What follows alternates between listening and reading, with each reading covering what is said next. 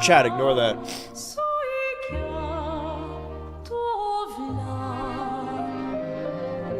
Oh, fuck. Chat, ignore that.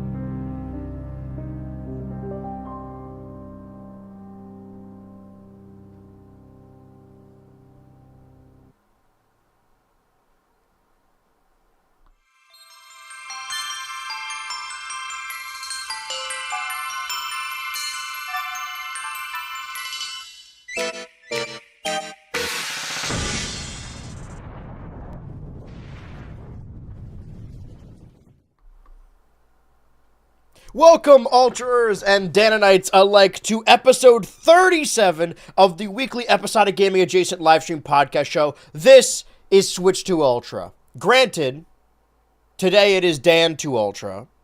However, when I say the weekly episodic gaming adjacent livestream podcast show, it is all under the same roof. And this, like I said, is episode 37. Back on Mondays for the final time this year. And I am your co-parent, BHultra. I am your co-parent, Dan, and now I've taken over for the other person. So Right. now I'm in both seats. I was saying, like, there's a sizable gap between, I can feel the gap between us right now. But what's interesting about the show Dan to Ultra, which I suppose this is the second installment of. This is the second Dan to Ultra. There was a Switch to Dan, I believe. In the weeks and weeks and weeks, the 37 weeks, I think there was only 1 week since the start of the show to now that there was not an episode of Switch to Ultra. That was like a 1 week break. And did we make up for it with the direct? I don't think so. No, I'm pretty sure there was just 1 week break. I have been on 36 of these 37 episodes. I didn't get to change Crack's hair in this yet. But a lot has changed since that first episode. We housed the first episode of Switch to Ultra on March 31st, 2025. And the reason we did that is so that Switchy and I could lock in our predictions for the upcoming Nintendo Switch 2 Direct, but I believe that was after the Nintendo Switch 1 Direct. On top of that, if we're talking about like building up to the Switch 2, all of this is built around that console's release. And even prior to 2025, I had a weekly show on stream on BHultra Live I would host called the Nintendo Switch Kick the Bucket Countdown, where I played one or several Nintendo Switch games leading up to the inevitable release of the Switch 2. And that lasted 38 weeks. Meaning that the longest running show, I don't know what it is, dust or snow or something.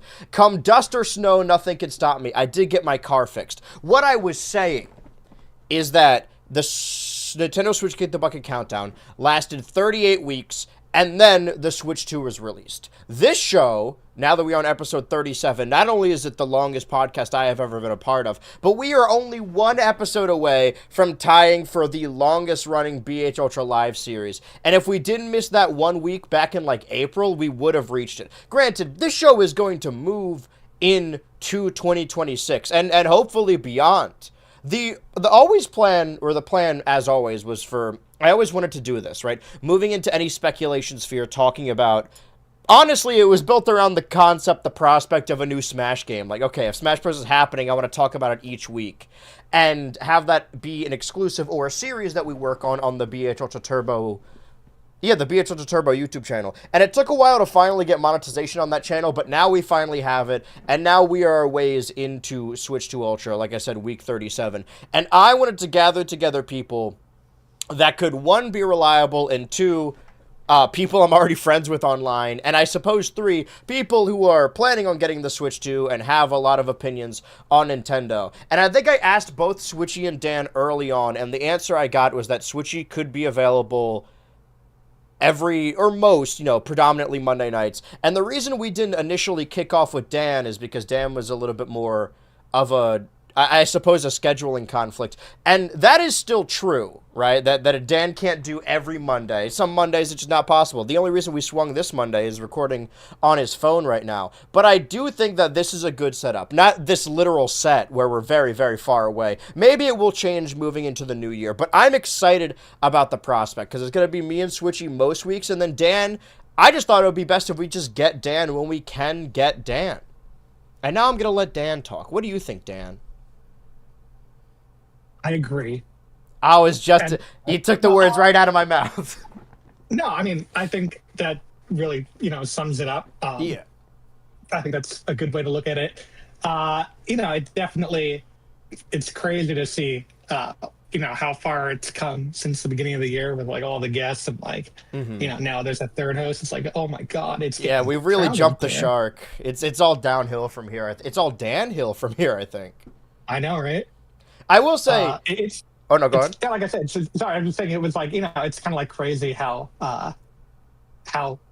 I think I joined like the quote main cast. Like my name got added to the opening credits and was no longer just a guest that appeared. What that wasn't in the opening credits. I think around like was it October maybe? I think It was whenever Switchy like couldn't show up. I think it was in October because no smoke to Switchy. He's not here to defend himself. We love Switchy dearly. I learned that he couldn't be on the show like maybe 30 minutes prior to starting the show, and I feel like that was an important one because that was right after the like Air Riders Direct. So I was like, well, we can't not do the show because then we're gonna fall behind on Air I looked Riders. at the Air Riders director, right? Yeah. That was. So I frantically, identically asked Dan, a previous guest. And now that, like I said this last week, we've gotten over the hump now where when I started out, I'm like, no, I want every guest to be a different guest.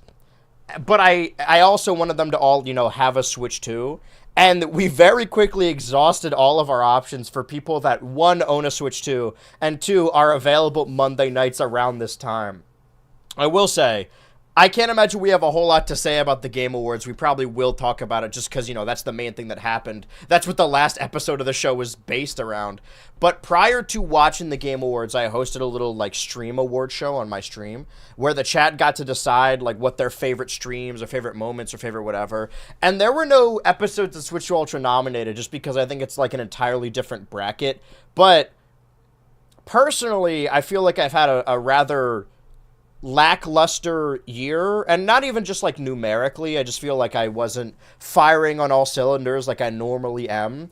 But I will say, I think the thing I'm most proud of this year, I'll look back on 2025 as the accomplishment, is not only this show, but I think my proudest stream was being able to have Brentalfloss on the show for me and Switchy to talk to. That wasn't nominated for any stream of the year thing, but I was.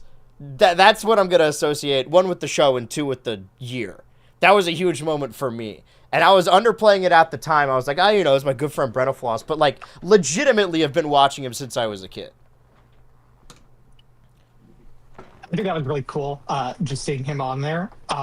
It's actually funny because it's funny because there's something related to Brentalfloss that's also related to the Game Awards. So in a way, it's kind of like a good segue, but I can get back to that as well. Was it because I might have the same moment where as soon as I heard the ba ba ba ba ba, I was like, "Holy shit, that's Mega Man!" And I know it's Mega Man because of Brentalfloss. I was gonna say it's because of the fucking Brentalfloss song. It's yeah.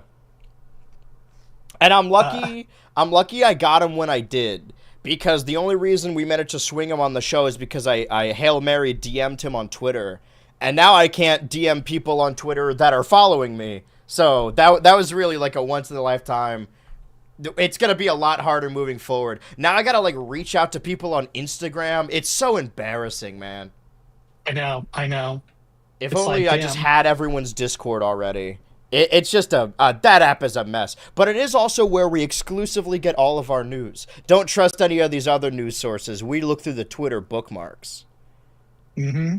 But you hopped in close to the end. How many episodes have you been on now? If there was that one in October.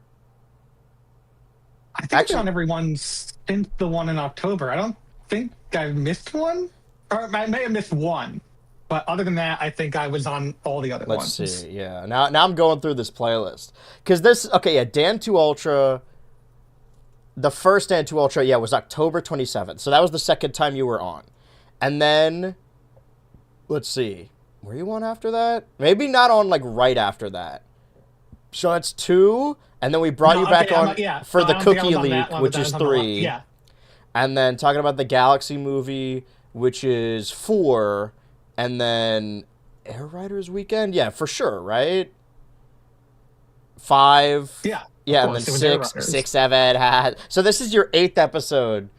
In the nice. Switch to Ultra lineage, the live podcast. And there's a lot of things I want to accomplish in the next year. Not only do I think that we're probably going to get larger releases, I was thinking about this, that the Switch 1, and we compare it a lot, kind of brought out all the stops immediately because they had to. They were worried they were just going to go under. And, not to... this might seem ghoulish, because there are actual people working on these games that work at these companies that, need these jobs. But I think it's probably I think if the Switch 2 doesn't sell well early on, that's probably good for the consumer in the long run because then they're going to try and win back all those people. But I think I heard that like the Switch 2 opening year, like the opening like half of the year, its launch window was like the biggest, second largest launch for a console in Japan like ever, or maybe largest. There really is a disconnect. I guess it depends on really who you ask, because we have had our issues with the Switch 2. I believe, Dan, is it true that did you buy that Virtual Boy thing, or did it not go through? I thought, oh, did it not go through for you either? Well, I didn't. I'm gonna be real with you. I'm not even. I'm not worried about that because like. I'm not above it, right? Because I bought the Pokemon DLC, and I'm sure once I finish Bonanza, I'll get Emerald Rush or whatever. I don't think it's. I would have bought it if I thought it was like a thing I could actually use, but one, I can't stream it, and two, partially the reason the Virtual Boy failed is not just because it was inconvenient and expensive and not portable and they didn't have games. It was because having those Virtual Boy games right in your face like hurts your eyes in the long run. And it's not even that like, oh, there's an alternative. You can you can emulate these games on the Switch too. No, they didn't solve the problem. You still have to have the game right in front of your eyes. And we don't know if it does the same damage to your eyes as the original Virtual Boy. I know it's like better infrastructure, but it's just not something that I think would be enjoyable. What I'm getting at is that I'm not like above being like, huh, I wouldn't spend money on that stupid cardboard, because I did spend money on stupid cardboard. I bought all the Labo stuff for a stream earlier this year. Well, okay, so I did get the cardboard because I was like, I'm not justifying spending $100 on this piece of plastic that isn't even like, it's not even, if it was like a mini version of the Virtual Boy, like, you know, like the NES, SNES. Yeah, it's technically more portable, I guess. Yeah. I still think it's justified the price, but I could see an argument being made. I cannot see an argument being made for what is essentially a plastic case. Mm-hmm. I'm not proud of myself. I did buy the cardboard one. I will say when I ordered it, it did give me an error message, but then when I went back to my orders, it said it went through. So I mean, I don't really. I assume it went through. That means. We hope so. You're gonna have to buy another one just in case. Exactly. No, and my plan right now is, you know, fingers crossed. What I'm hoping is they'll eventually be like, hey, so we kind of fucked up, and you know, we're like, whoopsie we'll make this available for, you know, for everybody. Sorry about that. And if that's not the case, then my plan is I'm gonna get one of those like third-party Labo cardboard VR strap things, so I don't have to fucking hold my hands up like next to my eyes for hours on hours on end, and then, you know, we'll see if that works. I mean, honestly, I don't, because is there a controller included with the plastic? I think so. Maybe? It should be. I don't even remember. It's exclusive to the Switch 2, right? Yes, it's exclusive to the Switch 2. See, this is the kind of stuff you're... no, it just works with the Joy-Cons. That's crazy to me. Listen, the controller itself is the headset. Well, I mean, you have an excuse. You're a journalist now. You're buying it for the show. You're like Linus Tech Tip, so that way we could talk about it on the show.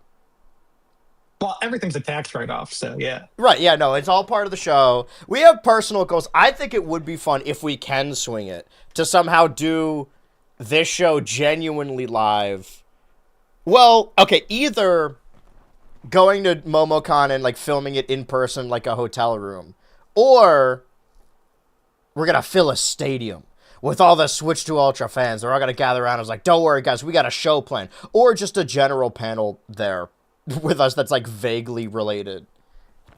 That'd be fun. That'd be a lot of fun to do something like that. Aspirations. But because this is the final Switch 2 Ultra of the year, I'm going to be back, what would be the next Monday back? It would be closer to the end of January. Because I thought, like, okay, MagFest ends at the 11th, so I'll be back on January 12th. I'll be that Monday. But I forget every year that I get torrentially sick every time I go to MagFest, as does everyone, I guess. I always like to, like, leave a week for that kind of thing, especially when you're going to convention, because, like, I don't get, like, sick, but I get to the point where it's, like, you know, I'm like, sick. Yeah, you're Every time I also come like back from like a yelling over people, especially because I'm hosting a tournament again. So I just like lose my voice by the time I get back. So I'll say January 19th. Nothing's really gonna Oh, that'll actually be after the Animal Crossing update. So that's just perfect.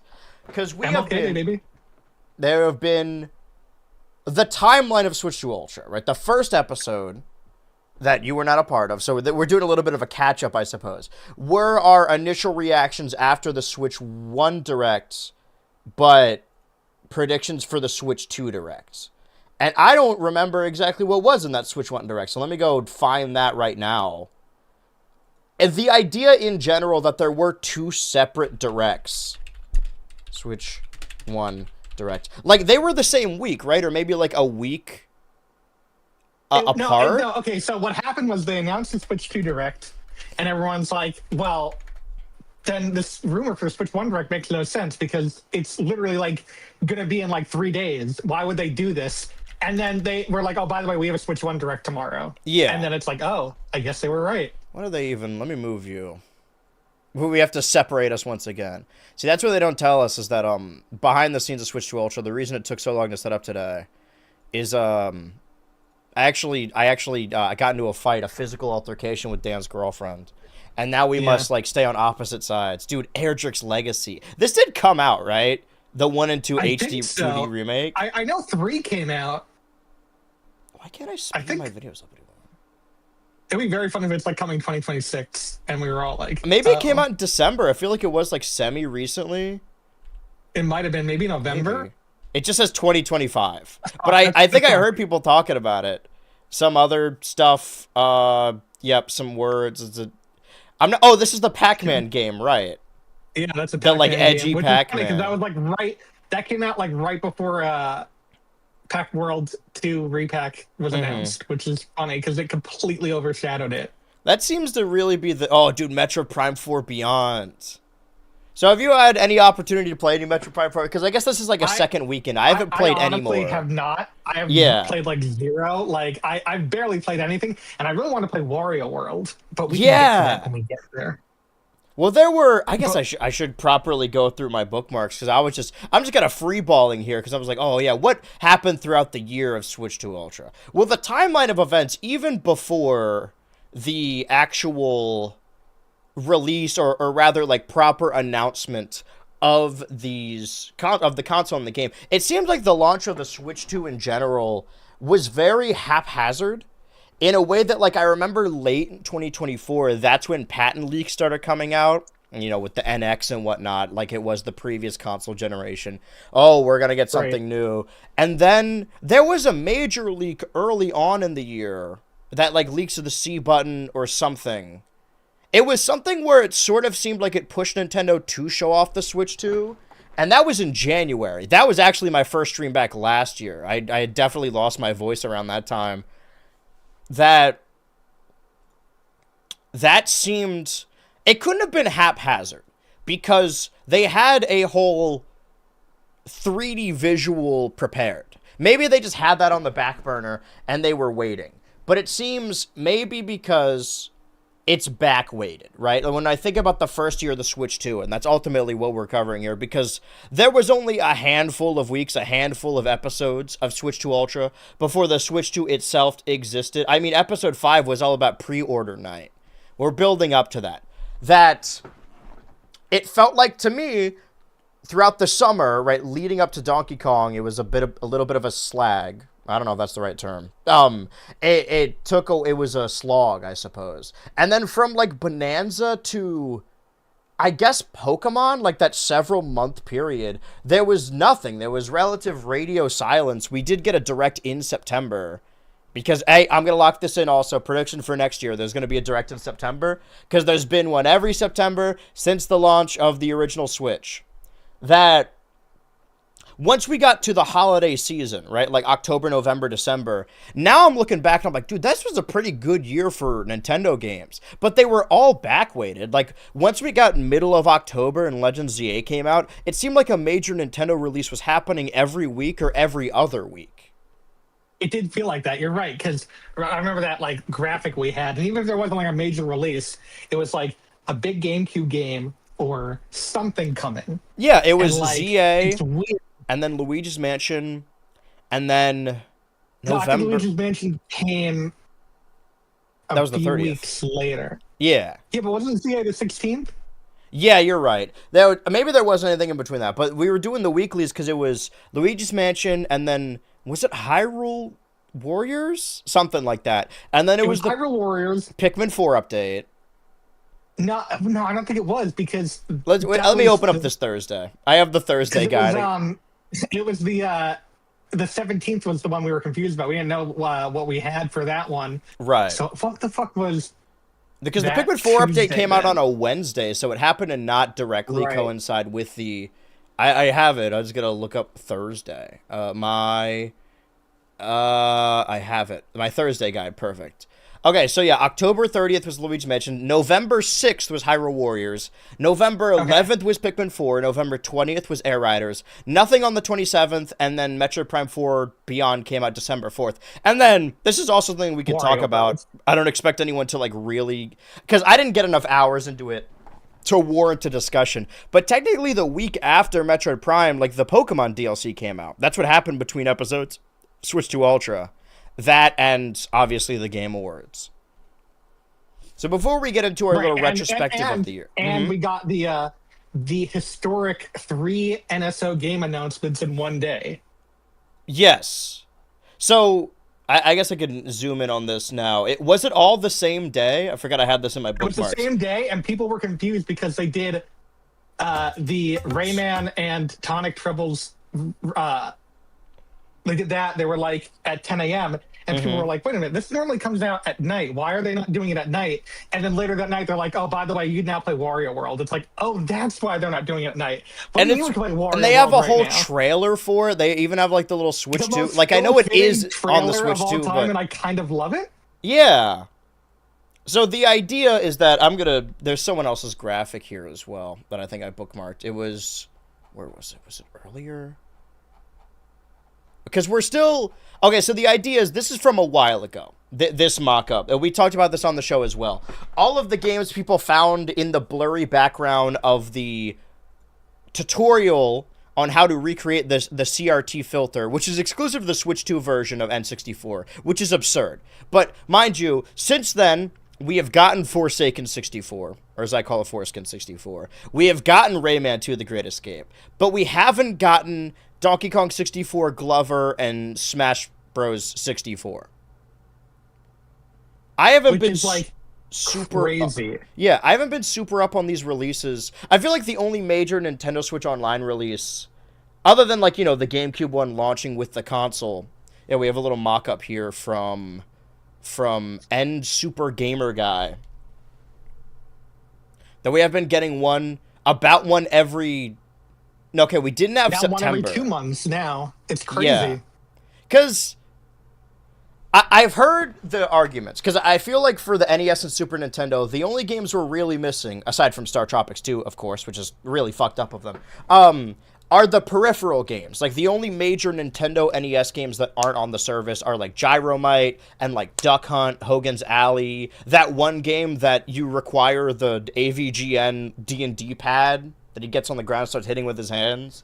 That one, Right. that it took them multiple years, but now Nintendo Switch, quote unquote, as a service, which it seems like we can't possibly speculate on what will happen in 7 years' time if we're just going to continue with the Nintendo Switch, if it even lasts that long.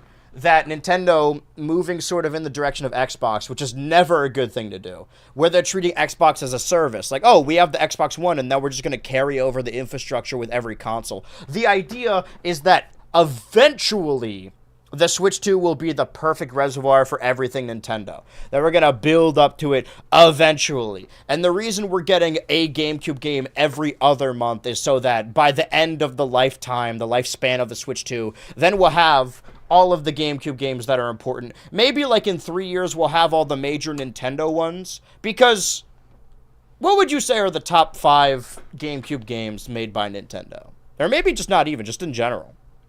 What, top 5 of all time? Oh god. Yeah. Oh wow, what a bombshell. Just to put you right on the spot. Because I didn't like... Fuck. I like the console. I didn't grow up with it as much as I did the Wii, even though I went back to play Melee because my friend was like, "Hey, you know, there's a Smash Bros. Game that has Mewtwo in it." I was like, "What?" And then we had to grind Oh, for hours to GameCube get Mewtwo. games. Yeah, GameCube. Oh, okay. It's still tough. Chibi Robo. Yes. Um, I never played Gale of Darkness, and I hear that's the better one compared to Coliseum. I fucking Yes. hate Coliseum. Coliseum is the most ridiculous. Like, it has one of the most ridiculous, obsolete save systems I think I've ever seen in a Pokemon game, and it ruins lives. It's also like I'll it never kind of like I liked ZA a lot actually. Looking back, that it's like built around battles, but at least in that game, like I get that Coliseum and XD are like the more mature, like, oh, they were the first console RPGs of Pokemon. But it doesn't really feel like it because I think so much that's integral to the Pokemon experience is catching wild Pokemon. And the fact that the Right. mechanic is like entirely different really turns me off. I get that, but I also think it's kind of cool that like you can just steal people's Pokemon. I Yeah. think that's a really cool concept, and I'm kind of shocked. Well, that's the at least idea from is what I that can your tell, they never, protagonist is brought like back. kind of a cool bad guy. Like he's a terrorist. He used to be a part of an evil Yeah. team. He looks like how you would design an anime antagonist at the time. I don't think that's out of the realm of possibility because normally it would say like, okay, well, Pokemon really doesn't like having their games on NSO for some reason. But that's not true for Pokemon Stadium, which is on Nintendo 64 online. And is Yeah, the both of second them one? are, I think. Yeah, both of them. Yeah. Yeah. Well, both of the American ones. True. Turning my nose up. Did they ever add Snap? Oh man, well now I want to look at a list. Let me find a proper list of this. Because I know I mean, now I don't even remember. Because you think of a Nintendo 64 game, and you think it's on there already. You think of but then Tonic. sometimes you just don't know. Because you would think Donkey Kong 64 would be on there by now. Right. And it just isn't. Especially now. Let's look at this official Nintendo listing. So these are the N64 games. Right. And I already forgot what we're looking for. Pokemon It is, Snap okay, is it on is. there. All right, cool. I think if they're, because as of late they've been making really big deals about these, right? And the major ones, They're making trailers. I mean, yeah, like you like know, I I think said, that's the only pretty one cool. that impacted me or that I bothered because I'm a bitch about this. I like to play stuff on original hardware. I actually played Chibi Robo on the GameCube this year before it was even announced for NSO. So I was like, well, at least I got that in. That I like to play on original hardware. Not to say that this isn't like inconvenient or better, because I think it is good for more people to play these games and have a convenient list to that. But the only one I really played was Mario Paint because it utilized features exclusive to the Switch Right. too. So I think there's a world where we get Hey You Pikachu eventually using the microphone. Is the microphone's built into the console, right? Not the camera? Well, yeah, because we used the microphone for game chat. Remember? Yeah, I was just wondering if it was in the camera or not. Yeah. So yeah, Yeah. there's a lot of. I mean, there are GameCube games and N64 games that require a mic that you could port to Nintendo Switch Online. True. They got Shadow Man on there. Yeah, I guess ultimately what I'm getting is like what, because I think Nintendo Entertainment System and Super Nintendo Entertainment System, aside from some like outstanding third parties, but even now we have Bubsy. So what else do we really need? We got Bubsy already. There Right, are. I mean, I don't know if there are little GameCube like snubs. I guess. Well, no, we got Tetris. That's basically all I know about. do we have all the Game Wario Boy. lands? We I know we have got 3 and Donkey 4. Kong I don't know if we have Land. one. Do we have 1 and 2? I think Yeah, we only have 3 and Super 4. Mario Land 1 and 2. No, Wario Land. Wario Land. See, I was under the impression Maybe down. that Wario Land was the first. Wario Land 3 was the first one because it went No. Mario So, Land 1, Wario 2, and then Land Wario 1 takes over. Wario Land 1 is Super Mario Land 3. Then there's Wario Land 2. Then there's Wario Land 3. Okay. Well, no, I'm sorry. Wario Land 1 is Super Mario Land 3. Then Virtual Boy Wario Land is Wario Land 2. Then Wario Land 2 is Wario Land 3. Then Wario Land 3 is Wario Land 4. And Wario Land 4 is Wario Land 5. So which And Game Boy Color games and Game Boy games are we missing? Wario. Definitely the Wario games. Okay, but how many is that? Is that Wario Land 1 and 2? That's 1 and 2. Okay. And it'd be cool if they could do the Game Boy Color version of 2, I think there was. The best-selling cool, Kirby yeah, game, all Kirby's the, Tilt and Tumble? Did they? it's weird. I think they have all the Mega Man games except Mega Man 1. It's got to be It's some kind of interesting. rights issue. Or they're just waiting. I'm surprised they had Mega Man games at all, because it seemed like early on, maybe that was just a, testing ground. Early on in the Nintendo Switch Online infrastructure, it seemed like third parties wanted no part of it, because I remember in like the second year of the Switch, because I think that's around when this launched, or maybe it was like September 2017. They started rolling out the black box NES games, the very basic ones. But then individually, like Capcom and Konami would release collections of their games on the eShop that they would Right. reap all the benefits from. So we've come a long way, especially with getting like Genesis games and whatnot, that now these Which third I don't parties. think that's been updated in a very long time. It's not even on the list. Yeah, why? Wait, can I scroll down? I saw it. Yeah, there we go. There it is. Learn more. I guess they're just going to get rid of it. That They we do might. have And those honestly, missing. I'm not gonna lie. Like, would it be missed? I don't think there's anything on there. Actually, that's You a don't fuck lie. with You know what? Comic Zone? Not Comic Zone. There's one game on there, and it's bothering me because I actually really like playing it. It was literally that the Genesis is Zelda, and it was really fun. Oh, it was called. I'm sure it was called like Adventure or something. Quick side It note: was we something will along those circle lines. back to this since we're talking about Mario and Sonic in the same breath. Nothing of interest was shown off at the Game Awards to me, other than the fact that they're making a sequel, a spiritual successor to Star Wars Pod Racer. That was specifically put in there just for me. And I hope Gazgano's in the game. We got to bring it all back, because the Mega Man reveal is cool, but the reveal that the game's coming out in 2027 is ridiculous. I That agree, immediately but at the kills my same hype. time, I do agree. At the same time, I'm glad that it is coming out 2027 and not 2026 because I will say, the gameplay looked a little rough. I'm not gonna lie. Well, that's what It I'm did saying not is look like if great. It the looked a game little is like scuffed. this, because I'm not one to like devalue a game just because it's 2D, because I much prefer the 2D outings anyway for any series. Yeah. But like, there's no way. Why'd you even show the game to us? And Like it that's looked a little scuffed. Although I will say, it's interesting now because we have been discussing exactly when is the end of life for which one. And you look at the Mega Man trailer, and it's coming out on Switch 1 in 2027. So, I mean, honestly, fucking, who knows when it'll end at this point? Oh, also, if we're bringing the story full circle, Yuka Replay comes out on the 19th of December, like it's finally being released. And that was the first trailer that hinted anything about an upcoming Switch console. Do you remember when they showed all the consoles Oh, at yes, the end and and it had the said eyes emoji?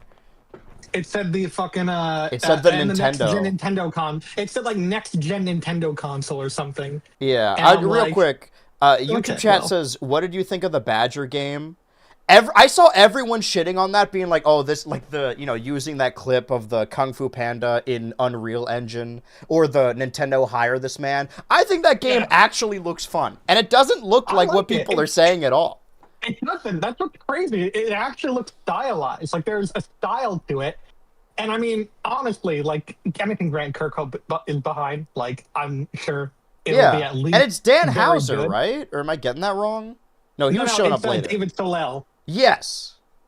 the guy behind Mario and Rabbids. See, yeah, it looks, I mean, I love 3D platformers, and the fact that it's like a parody of all these other games, I don't think it is one of those like, oh, we're gonna load up Mario and Unreal and just gonna run with the deer. Like, it has It's proper not, art it, direction. it won't be the Ready Player One of 3D games, Yeah. which I think is a good thing. That's the elevator pitch. Yeah, there's a lot Yeah. there. Okay, so beyond that, but all of I don't even care about the game. Well, there's been two major points of discourse. One is about Expedition 33, which I could not care less about.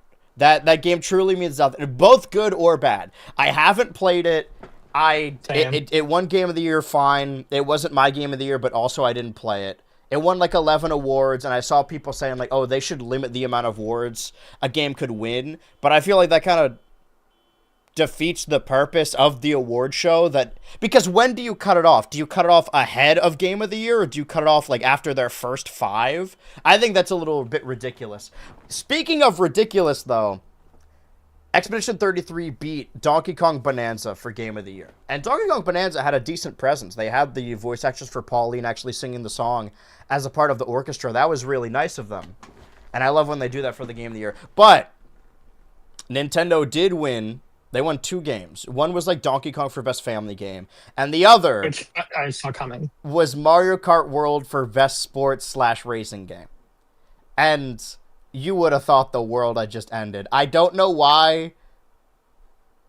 I don't want to lump in all Sonic fans, but why people on the internet that really like Sonic keep doing this to themselves, where I was seeing people being like, oh, no, man, they were actually booing. They booed when Mario Kart came out, and when they said Sonic, they cheered louder, and then people were showing footage actually being in the crowd, and that is just not true at all. It's embarrassing, honestly. Like, Yeah. Stop picking fights. Like, you really could just like the game. Like, You don't have to pick a fight about it. No offense. Like, the fucking... Game Awards hate Sonic mentality that's been going around. I'm sorry, did we not see the first look at the Sonic movies at the Game Awards, I think almost every year? And Sonic not had like a presence of some sort in a lot of these? Well, the big thing of the last year's Game Awards is they had a huge Sega sizzle reel of like, we're bringing back all these games, and then we haven't really heard anything about them. I think one of them came back, and then that might have been it. I think Shinobi was the one. Yeah. I have there's someone in the chat right now who's a fan of the show who's very deeply in love with Jet Set Radio and just waiting bated breath to hear anything about that. Also, Sega like retweeted the post and they're like, hey, you guys should watch the Game Awards tonight. And then they didn't even announce anything. I think maybe they thought they were going to win, maybe. But after that, I saw even more people, and they all have like obscure Sonic characters as their profile pictures, like Styx the whatever from a comic or something, saying that Nintendo must have paid off the Game Awards to win to win the best racing award, which is because if they were going to pay off anyway, why wouldn't they want to win the Game of the Year award? Why would they pay for best racing game? I know. Also, Nintendo doesn't give a shit about the Game Awards anymore. They don't got Smash characters to unveil there. They really don't, honestly. Like, who cares, honestly, about... It's so boring at this point. I literally was sitting there the whole time with like, I can think of like a few things on top of my head that like I was like, this is good, or like piqued my interest. Mega Man was one. Like the orchestra, they didn't have to go that hard, and they did. Glad they did. No, they did. They had to go that hard. They have to carry the rest of the show. I don't know if you saw this or not because you're not really in this like sphere, but the Battlefield Friends slander online. Okay, no, I have heard about this because as soon as I saw it, I'm like, oh, this is Battlefield Friends. And then I saw people posting like, oh, this is what $1 million trailer looks like. It's like, you don't get it, man. This is what they're supposed to look like. Because there was comments are like, a man does not speak ill of Battlefield Friends, and like everyone was like commenting on it, and I'm like, people get it. Like they get like what the fuck? I cannot believe people are out here shitting on this. The children have lost the lore of Battlefield Friends. Yeah, how should we forget? It's like, why are we like shitting on independent animators? Like, why are we doing that? Like, I think like once the curtain's unveiled and once people learn that it does cost $1 million to get a trailer on the Game Awards, like we know that Directs and Summer Games Fest and Game Awards, these are just ads. We know this. But I don't know, maybe there's something in the back of people's minds where it's like, oh no, they choose the most exciting games. Which isn't true.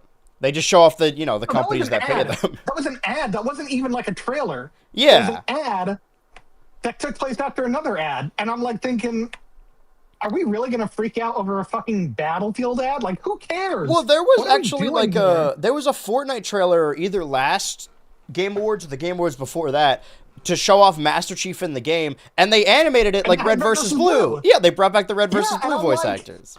Where was the outrage for this? Why are we like... Well, first of all... It's because people know Red versus Blue. Yeah, people know Red versus Blue. I'm just saying, like, fucking do your research before it's, like, looking, before shitting on this kind of thing. Obviously, like, the people who make comments are now, like, fucking clowning on this guy. There was, like, a very big YouTuber who even reposted that, and it's like, you're wrong. Battlefield Friends fucking rules. And yeah. People were, like, going back on what they said. And it's very funny because it's like... It's the most it's been talked about in, I think, like, possibly 5 to 6 years, and I'm happy because the ad did its job.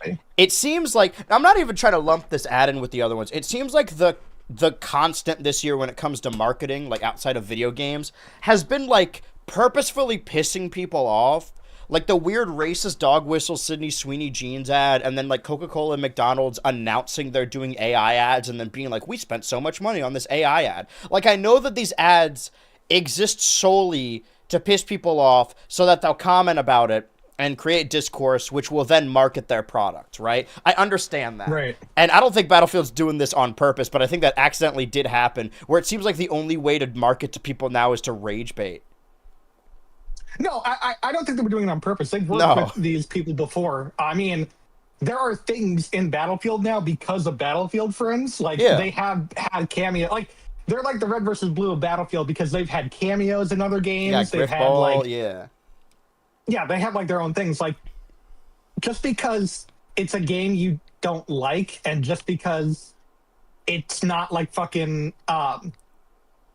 James Baxter amazing digital circus level of animation doesn't mean it's like, oh, well, this is shit animation and we should like shit on it because Well, that happens a lot. Whenever anything doesn't look like the way things are supposed to look for animation, it's like, oh, why is this ugly?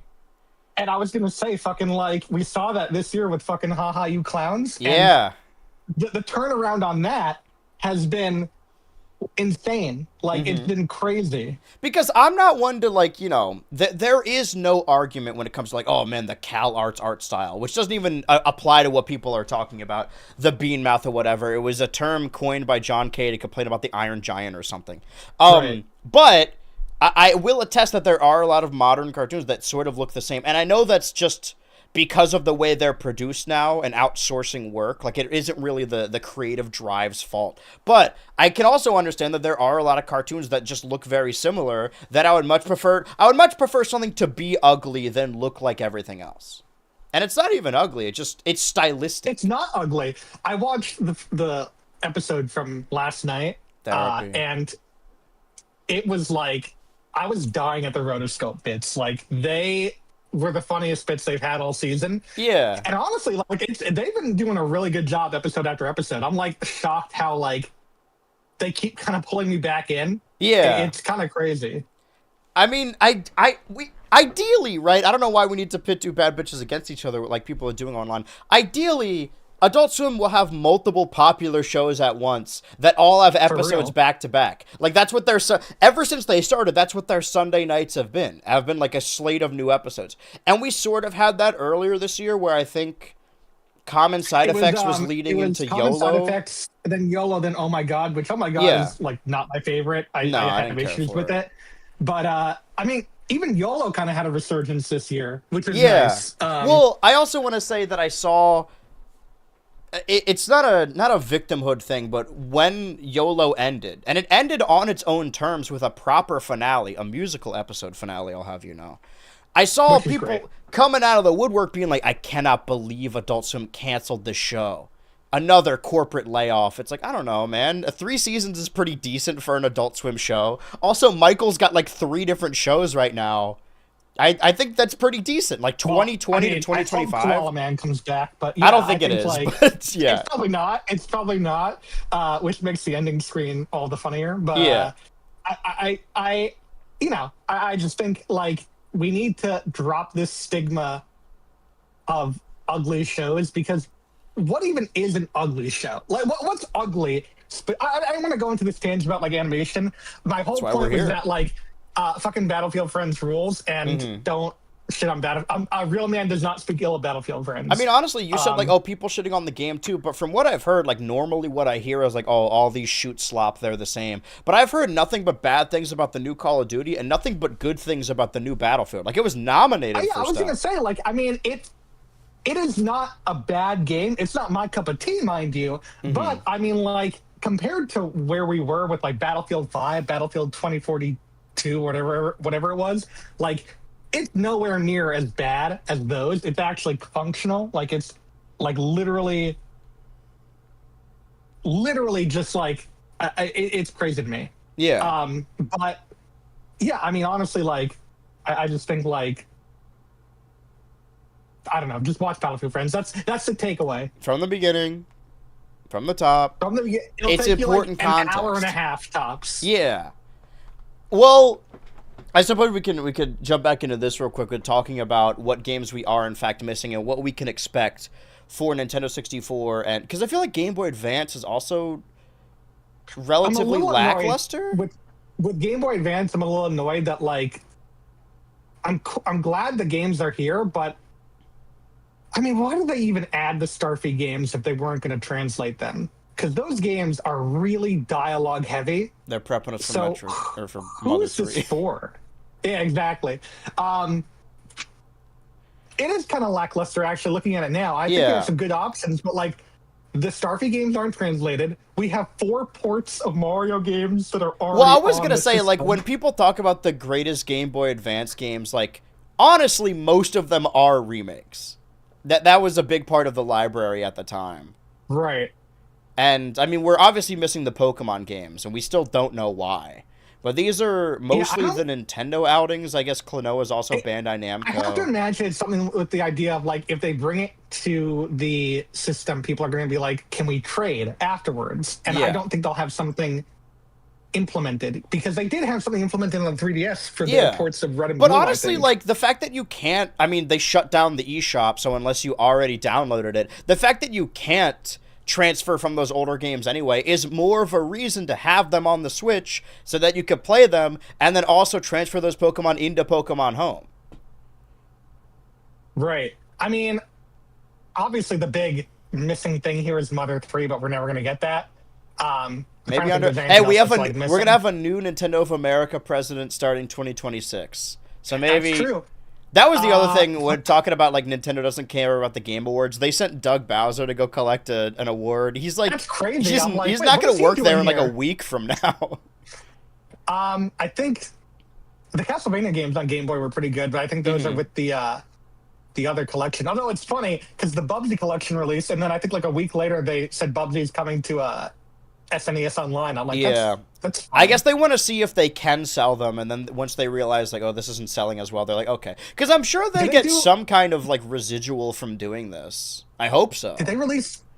Oh, did they not have Nightmare in Dreamland? Ooh, another remake. I guess not. Just Amazing Mirror. Oh, weird. That's the only Kirby one, actually. They would have. Yeah. That's so weird. There's also, like... That's, like, a really popular one. If we look at N64, like, there are some Pokemon games, but they're mostly spin-offs, which means, like, they're cool with the spin-offs. Well, so they're like... Yeah. There are... If we're even accepting that, like, they're not going to put traditional Pokemon RPGs on the service, there's a lot of spin-offs. Like, we have Mystery Dungeon somewhere. Yeah, we have Mystery Dungeon Red Rescue Team. But we don't have all the other Pokemon. We're getting Gale of Darkness. We're getting Coliseum. Those are confirmed. Or so we think, yeah. I mean, we're getting them eventually. We'll probably get them we'll get them in 2028, yeah. Yeah, because this was announced in, like, 23, right? N64 Online, or it was announced at the end of 22, and then we started getting them in 23? So, yeah. Yeah. I think that's when NSO came out, right? Yeah. And this looks lackluster, but also, like, the N64 owned, like, 200 North American games, and maybe a fraction of those were made by Nintendo. So I'm wondering what we're missing here. I mean, obviously, the Smash Bros. I think the only thing I can think of right now, Bomberman's a big thing. I'm kind of surprised that's not here. Yeah. Well, it seems like, are there any Konami games in the Nintendo's, like, in the NES one? There have to be. I think, is Metal Gear? Is Metal Gear in there? Because Castlevania would be here, and it's not. Metal Gear. I think Double Dragon's Konami. Okay. And so, oh, no, that's Koei Tecmo. Yeah, there's a sizable amount missing here. It feels like Konami and oftentimes Capcom as well just want to do their own collections, and the most, like, noticeable losses are from those companies. Like, Bandai Namco's got all their games on here because they got a really close working relationship with Nintendo. Even Capcom does. The fact that we're getting Resident Evil on the Switch, too. It's weird that game's launching in, like, February. I guess I'm still of the mind that, like, a January and February release is inherently bad because that's how it is with movies. But I guess, like, Legends Arceus came out in January. But also, Donkey Kong Country Returns HD came out in January. So it's a real crapshoot. And I feel like the fact that Arceus came out in January was more of an accident than anything. As far as the GameCube games go. Um, That's what I'm thinking, is that like we're going to get drip fed. Maybe. So what is it? What was the theory? Is that we're gonna get one like every other month now, we more thought or it was every less? month, and now it's every other month. And Right. now I don't even know. Well, because we're only missing 3 games that were announced, right? Um, we're missing Fire Emblem and the Pokemon games, and I think that's it. Okay. Which makes it even more weird that fucking Wario World comes out of nowhere and is like, "This is the next one. We're dropping it today." Yeah, because like we assumed, rightly assumed, that they have all these games working. They're just waiting to release them instead of like having them all at once. And on one hand, I can understand why it's anti-consumer. On the other hand, it's kind of cool that there was a month this year that everyone was playing Chibi Robo. I think it is fun to have Yeah. releases like that, and now it's happening with Wario World. I can understand why people are against it. I'd prefer to play them on original hardware anyway, but, you know, I wouldn't have been playing F-Zero GX on June 5th if it wasn't one of the handful of games on GameCube Online that come along with the console. But it's not like they're True. developing these games rigorously and they're like, oh shit, this isn't done, let's put out Wario World. It is just sort of strange that they decided to do that. And on a day they announced other NSO games. Yeah. It's weird that it's an enigma, honestly. Because all through like 2024 at the very least, or maybe it was 24, we still got some NES games, but they were like kind of side stuff. So I feel like it takes about 4 years maybe to like beef out the entire library, because Game Boy Advance was what, 2023 also? It came along with N64. I don't think it was. I think it was after N64. Okay. I think it was 2020. No, it was 2024, I think, and then 2025 was Right, because people were playing Kuru Kuru Kuru. GameCube. Yeah. Yeah. So we're still a ways away. I guess, like, I haven't been really up on these announcements, so I don't know how often they do happen. Is it about, like, do each of these consoles get at least a new game, like, every other month? I think or... I think there's at least every month something gets added. Uh-huh. You mentioned Mario Paint. They also added the Mario and Wario game. Right. That is mouse control. I wish I could sort clearly, these by when they were released on the service. I know, because it's like, damn, I really wish I could do that. Yeah, I mean, you can they do got their that release on the date. Switch, Right. but you can't do that on the website. Mm-hmm. Oh, and also, yeah, there's also Super Mario All Stars. So it's like you can play Mario Bros. You can play Mario Bros. On GBA. You can play Mario Bros. On Super Nintendo. It's literally like, it's funny because it's like, I don't know. You have all it's these cool. options. I feel like a little bit ago for Mario's anniversary, because that's another, you know, if we're circling together all of 2025, I think a big part of speculation after Bonanza, but before Legends ZA came out, was like we're holding out for something else, for a big announcement, because Mario's 40th anniversary happens in September, and there were large swaths of people that thought like, oh, we're gonna get a 3D Mario, whereas I was always of the opinion that like Donkey Kong Bonanza is our 3D Mario. Like, that is what we were getting for that camp. And if there is going to be a new 3D Mario, I don't think it's going to be developed separately. I think it's going to start development now. Like, the next time we get a fully new 3D Mario will be how long it takes to make a game. Like, 3 years from now, maybe. Do we learned since then that the team behind Donkey Kong Bonanza was the 3D Mario team, right? Yes, that's Yes. correct. The Odyssey team. Right. So I can understand why people were holding out, but like, you know, the 3D Mario game you're looking for is Donkey Kong Bonanza. That is the 3D collectathon. So it sort of is like akin to, we're seeing a lot of similarities with the GameCube and the Switch too. That, obviously the microphone of it all, but the idea that like in launching the GameCube with Luigi's Mansion, it's like, oh, it's a Mario character, so it's as big as Mario, but it didn't have that same reach despite being like an entirely different game. And I think the same happened with Bonanza. Granted, we got a Mario Kart game at launch, so that's not really an apt comparison, but I remember that speculation period. If we're separating this into arcs, there was from the Switch 2 Direct, because there was a gap where we didn't have Switch 2 Ultra, a life before Switch 2 Ultra, horrifying to think about. From the Switch 2 reveal to the Switch 2 Direct, and even that was like multiple months. That took a while in and of itself. Then the first couple weeks, if I could go off just off the episode titles, when it comes to the predictions for the Switch 2 Direct, the aftermath of the Switch 2 Direct, which showed off Mario Kart World. Then even before Mario Kart World was like properly showed off in that Direct and given a name, we saw glimpses of it in the Switch 2 initial like console reveal, and that's where we also like saw the blurry DK in the background, the new Donkey Kong design. And that's where we saw the new Donkey Kong design for the first time, and then the Switch 2 Direct ended with Bonanza, right? Yeah, and it with Bonanza. Yeah. And then we also had Air Riders in there. I actually want to watch back this Switch 2. That was a really good Direct. Yeah, to remember what all they announced, if we did, in fact, get all of it. I mean, I got all of them, because technically I said nothing, so... No, yeah. I don't mean the predictions. I mean, like, one. was everything announced properly released, or are we still waiting for some things? I'm trying to think. This is Mario Kart World. We're still waiting on that DLC that's never coming out. For Mario Kart? Well, they didn't say that. Mario. We just assumed that. I know. It's Do you think we're gonna get deal? Because like I thought early on that like, oh, it's gonna be a series that they update throughout the lifespan of the console, because it seemed like Mario Kart 8 Deluxe DLC crazy. started right after Smash Bros DLC and led us all throughout the rest of the Switch 1. And there has remember that was really popular. Like that was a really like people loved even the people who shit on it were like, you know, it's $24, but and you know, not everything's quality, but at the same time, a lot of stuff is, and it's 48 tracks.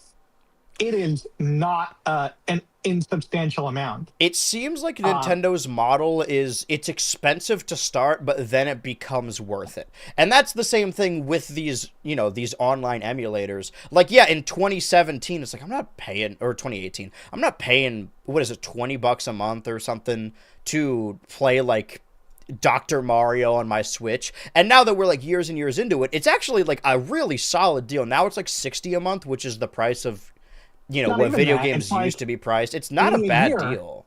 Is it 80? It's 80 a year. Still not. It's 60 a year for normal and 80 if you do the family plan. Okay. I do the family plan. I just give it to other people. Plan too, so yeah. Technically I'm paying like $10 a year. So Shadowfair. Which is a really good deal. I mean, even then, like $80 a year is not terrible for. I mean, 50. I obviously 50, but like. It's not terrible for that, like, kind of release. But it's the same thing with Mario Kart DLC and Smash Bros. DLC. It's like, oh, you buy the Fighters Pass, or you buy the booster... Sorry, the Mario Kart 8 Deluxe Booster Course Pass for the Mario Kart 8 Deluxe video game for the Nintendo Switch family of systems. Gotta get that all in there. Yeah, make sure you always... interesting, I didn't even think about this, that the games they showed off are Animal Crossing, which is getting a Switch 2 edition, and then also Kirby... in the Forgotten Land, and Mario Wonder, which also got Switch 2 editions. Yeah. That is weird. I wonder if we see anything else. No, it's just those, I guess, Fighter. Balloon Fight, yeah.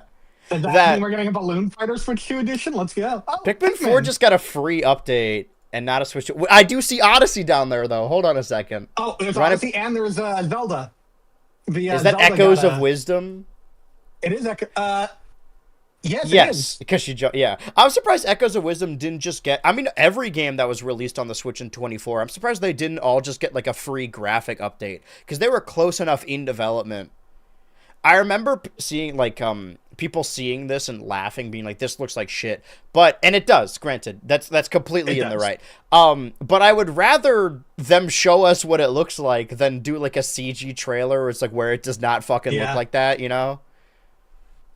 Right. And it's I don't want to give them credit, but it's the same thing with Pokemon trailers when people like pick it apart. It's like, this looks like shit. It's like, yeah, but you know, at least it's not a pre-rendered trailer. Like you see what you get, for better or for worse.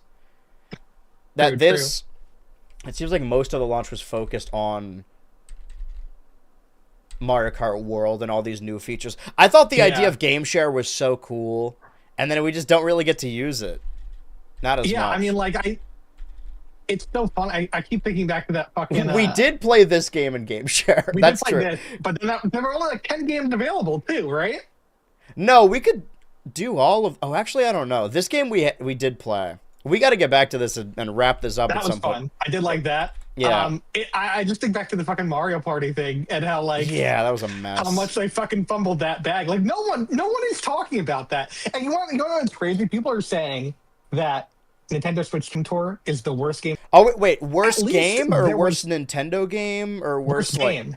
that's not true at all. That It's can't one be it right. won GameStop's worst game of 2025 Yeah, and Halo award. 3 won their Um, best game. yeah, and won their best game.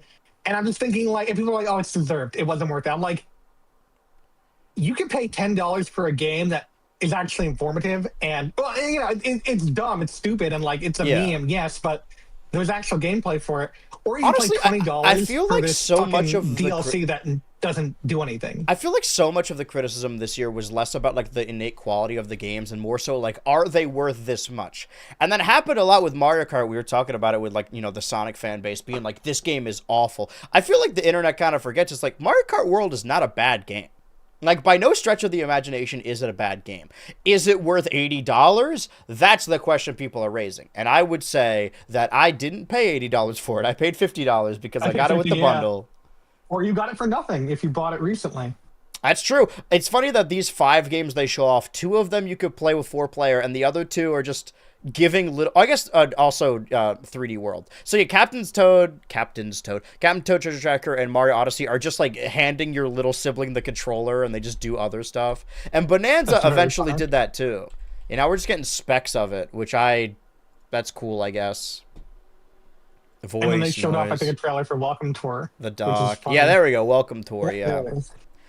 I Is it the one I played the least? Because honestly, like, I did my best to play all of the Switch 2 exclusives this year, and I kind of want to do it moving into the next year. Because, oh, that was another thing at the Game Awards. They announced, like, one Switch 2 exclusive, and it was the one where it looks like a 90s anime. And that's the only, like, It does, retro but it's style also that I like like. I don't know. It still doesn't look great, like gameplay wise. I Yeah, don't know what it is. Like right. it looks good, but like And we still don't have a release date on I don't know. MouseWorks. But I think I believe I did play Which every is crazy Switch because 2 I'm looking forward to that exclusive. one because Yeah. I love Nitrom. Nitrom is great, Mm-hmm. and I look forward to it because they're the Jetpack Joyride guys. Oh no, Oh, I'm sorry, shut that's up. Half Brick. They're the wait, no, maybe they are involved. I know Half Brick is Jetpack Joyride. I know Nitrom is they do something else that really I like, and I'm trying to It's remember what it not was. there. It's not Snipper Clips. They get really upset when you call them that because No, it's apparently not they get that Snipper Clips. comparison a lot. Wait a minute. Where is it? Where's Woolly Oh World? yeah, where's fucking I know it's on here somewhere. fucking There it is. It's up there. It's Woolly Poochie. World? Yeah. Friend slot may be the I'm term so Dan is mad. looking for. I don't think I'm so. so mad. Where is That it? can't be Where right. is It's it? right. It's right here. I just saw it. It's see. You can see Poochie right here. There is Woolly World. I agree. Wait, hold on. Compatible Nintendo We Switch games. Because these ones got Switch 2 editions. Well, this is okay. Battle League. Some of them It's did. also funny because I think Oh, Jamboree, shout out. X wasn't compatible for a while. Oh yeah, this was Oh yeah, one of the see, big that's games way they worse showed of off a in the game, in my trailer opinion. too. I guess That's this like way worse than fucking Welcome Tour. I think. this game. Yeah, I just it's a gimmick, but they're trying to hide that it's a gimmick. And because I mean, like, look at it like this: the fact that it's like a separate mode that you can't even like do, like you have to go to a separate menu, you have to do X, Y, Z. It's very clear that it's a gimmick specifically for the Switch 2 camera kind Yeah. of thing.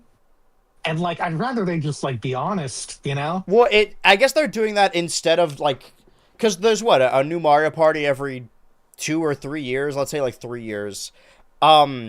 And if they wanted to make a new Mario Party with all the new gimmicks of the Switch 2, they would obsessively need to start from scratch because Jamboree came out in 2024. Granted, they probably knew about the Switch 2 while developing it. So it seems like that was the big, like, not tech demo game, but like, oh, we're Mario Party. Let's implement all these mechanics, all these new console mechanics. Because they did the same thing on the GameCube that Mario Party 4 utilizes the mic really heavily.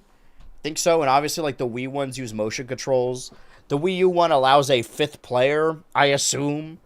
But honestly, I was bringing up all the Switch 2 exclusives because I played all of them, and it's like 6 Nintendo games, and then 2 that weren't made by Nintendo. And I'm gonna tell you that Welcome Tour isn't even the worst Switch 2 exclusive.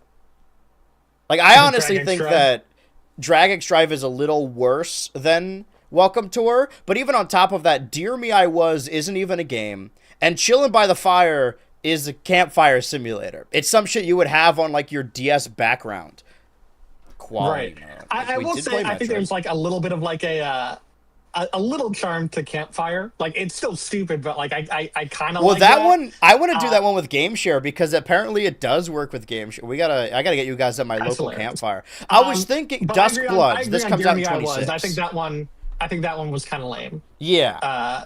Dear Me, wasn't this announced as the last thing in the Switch One trailer that we got like days prior to? Dusk Bloods. Yeah, like that was like the last. No, this is a thing Switch 2 in- exclusive. No, it's not. Is it This not? Is Elden. No, Oh, this is Elden Ring. Ring. My mistake. No, Dusk Bloods is the new one Switch they're One. making. Is it? It is. If you go back to that Switch One direct, that was like the last announcement they had. I feel like all the final announcements. Yeah, let me find this again.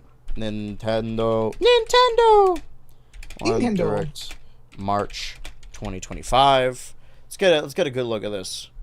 Relatively short direct. Okay, let's see. This one's got chapters though. There's Miyamoto. I love the Nintendo Today app. That was another big thing this year. I feel like the reason. Wait, maybe. Well, oh no, it wasn't Life. this one. It must have been like the previous one then, because Tomodachi Life was the last thing that. No, wait. Okay, if you go to the thing, it'll probably tell you exactly Let's see. if it's there, and if it's not, I know King that of Dusk Bloods was a thing. Virtual game cards. People were very confused about the virtual game cards. To be fair, they made that very confusing. Yeah. They kind of like overcomplicated it. Still holding out for Rhythm Heaven Groove.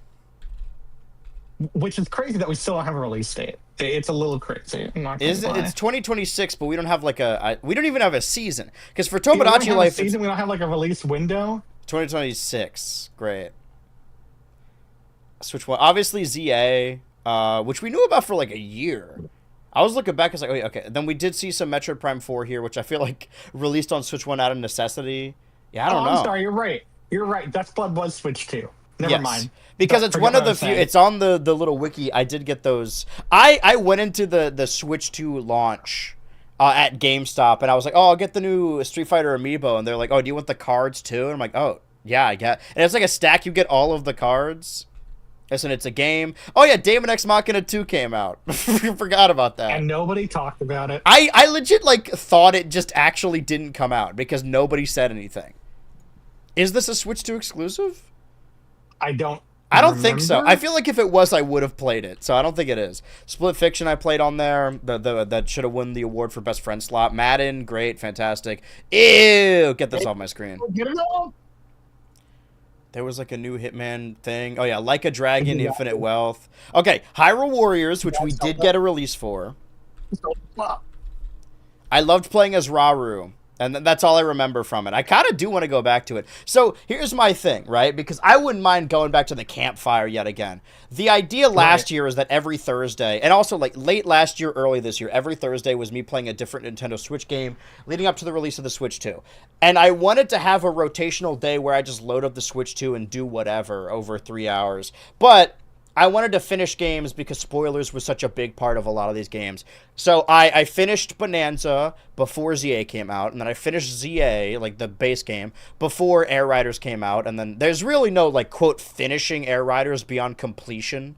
Because, like, for Bonanza, like, okay, I beat it, but I didn't 100%. For ZA, okay, I beat it, but I didn't do all the side quests. For, like, Kirby Air Riders, beating it is 100%. Like, you could do the road trip mode, but that'll take like an hour maybe. So that's not really that big of a deal anyway. That I was focused on beating all these games. But now I kind of want to, moving into the new year, every Thursday, just have like 6 different Switch 2 games that I play for like 30 minutes. Because I think a lot of these games have little details that you can go out and do. Like, oh, I will find a character in Mario Kart, or I'll unlock a new cart, or I'll try and do a best time. I'll do a Bonandium gem in Bonanza. I'll do a side quest in ZA. I will do something on the map of the Switch 2 edition of Tears of the Kingdom. I'll do a level of Kirby in the Forgotten Land. A lot of stuff like that. And you know what? Honestly, supplementing that. Oh no, we do have more games here. Oh, Sunshine as well. Nothing on Sunshine, even though that's in the options Sunshine menu. Too, you're right. That's Sunshine, funny. I keep Fire forgetting Emblem, that's also there. Gale of Darkness, Coliseum. They were gonna show us something else. Yeah, it's weird that we're missing Sunshine. Oh yeah, Deltarune Chapter 4. This was a big deal this year. I didn't get to play all the new... Oh, that's okay. All the new Chapter 3 and 4 Switch exclusive version. I gotta get back to that game on Switch as well, because I played it on computer, even though I play with a controller. Cyberpunk, a bunch of other stuff. This is the most replayed part. Oh, shout out. Right, because we hadn't seen anything about this for years. And this was the first time it was shown off proper, right? Yeah. I think there was like a trailer for Xbox from like a year or two back, but that had like 10 seconds of gameplay and that was it. Yeah. And there was like E3 2019 as well. So we don't have what we know in 2026. Fast Fusion, which I did get on launch. By the way, Fast Fusion, not that bad. Fusion. But as I was playing it, I was like, you know, I was telling this to my friend on the couch while we were playing. I'm like, man, I hope we get another new like Star Wars Glupshido racer, because this kind of feels like that. And then guess what? We did. I was right, sort of. We did it. So yeah, we're just waiting for like sometimes they'll just release their own. Still hasn't come out yet. What the hell? Wait. Layton was still coming out. 2025. Uh-oh. Well, how is it they have a couple more days. Is this seriously not out yet? It's still not out. Oh, they got a couple more days they can make it through. And then the big... Okay, no, this is Duskblood. So this isn't the final review.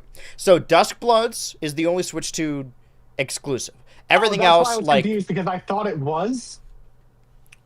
Tomodachi and Rhythm Heaven are Switch 1 games, and those also come out in 2026. And now we know apparently Mega Man is as well. I was excited about this. I was like, I kind of want to, like, next year get into all the Dark Souls games. But this is, like, a massive multiplayer one, right? Isn't that the pitch of it? That it's sort of, like, only online always? About that. Yeah, that makes me not as excited, that's per se. A Switch 2 thing. It's like, are you sure about that? Are you sure? Because this is spiritually the sequel to Bloodborne, right? That's what people are saying? Yeah. More or less. Creator's voice. I don't even remember what that was. What the hell was Creator's voice? I don't remember that. Let's see. Do we get to leave them our feedback? It's been bad, man. I actually don't remember Creator's voice at all. Like, what was that? Flashed on screen and jump scared me. I feel like, as far as following stories goes, the biggest hurdle this year has been that there just isn't a browser version of Nintendo Today. Like, if I want to show it on stream, I have to screenshot my phone. And it seems like, I think their plan... And DMCA if you do. Yeah, I think their plan was like, okay, we're going to move away from Directs a little bit and we're going to get everyone to download this Nintendo Today app, and then all the major announcements will happen there. Because that's where the Zelda 2 movie was announced. That's where the Pikmin short was shown off with Pikmin in it. Probably some other stuff too. Oh, very recently on the 15th, they have, people were right. They data mined the K. Rool image for December 15th, now that they've, the first official statement from Nintendo on the K. Rool situation. Nintendo's silence on the K. Rool situation is deafening. But there was no Mario Kart announcement featuring K. Rool at the Game Awards. I like that Masahiro Sakurai being the director is as big a reveal. So we now have Air Riders. That is also a Switch 2 exclusive. And then, final... Yes, go ahead. Speaking of Air Riders, they just announced today there's an event happening this weekend, and there is an exclusive prize to the event that you cannot get if you miss out on it. And it's a hat. Oh, shit. Oh, fuck. Okay. When is that happening? It's happening, I think, this weekend. It's a Santa hat. I got to remember to do that. I think that's when it's happening. I have to double check. Yeah, I was worried I was missing out on the Mega Chestnut-ite as well. I don't like this recent trend of not showing the prices of things within the announcement, because the Steam machine did the same thing. And we still don't know the price, do we? No, we don't. At all. So that was the first major direct for the Nintendo Switch 2, and then obviously we talked about it, and I think... Why was it called Hunt for the Kremlings? What did we talk about in this one? Was it the Invitational? It was because people were looking for Kremlings inside The Mario Kart World Really? trailer. Oh, this is when all the Nintendo of Korea leaks happened, where they leaked Smallene. I'm like on my smaller version. They leaked Smallene, and then they leaked that Rainbow Road would be in Mario Kart World. Do you remember this? Our first view of I Smallene. do. It was weird, actually. I don't.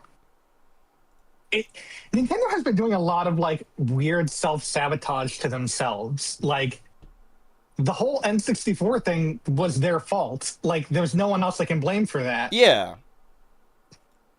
And even And like I having can't. Mario Sunshine in the options for the GameCube one, like to turn on the CRT filter, the image they use is Mario Sunshine, and we still don't have that.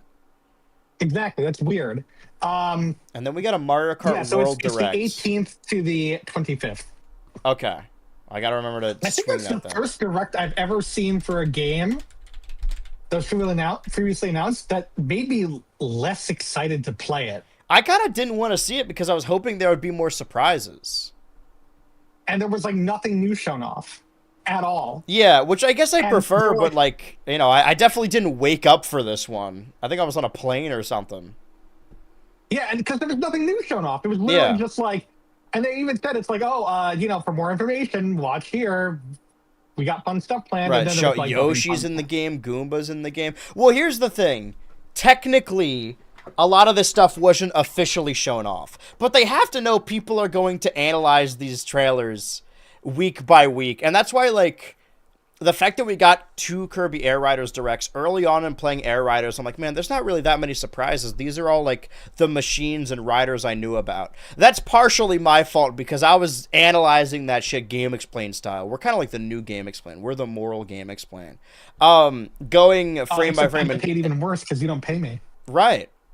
That's the reason. That's the way I've gotten around all the issues. I just don't pay anyone at all. I mean, I don't get paid for this It all yet. works out in the end. Perfect. Yeah. Start working out our Dingy Dan merch soon enough. Oh yeah, announcing Knockout Tour. So like little stuff that we assumed by watching the other directs, and then that's us. Right. Ignore that. Oh no, wait.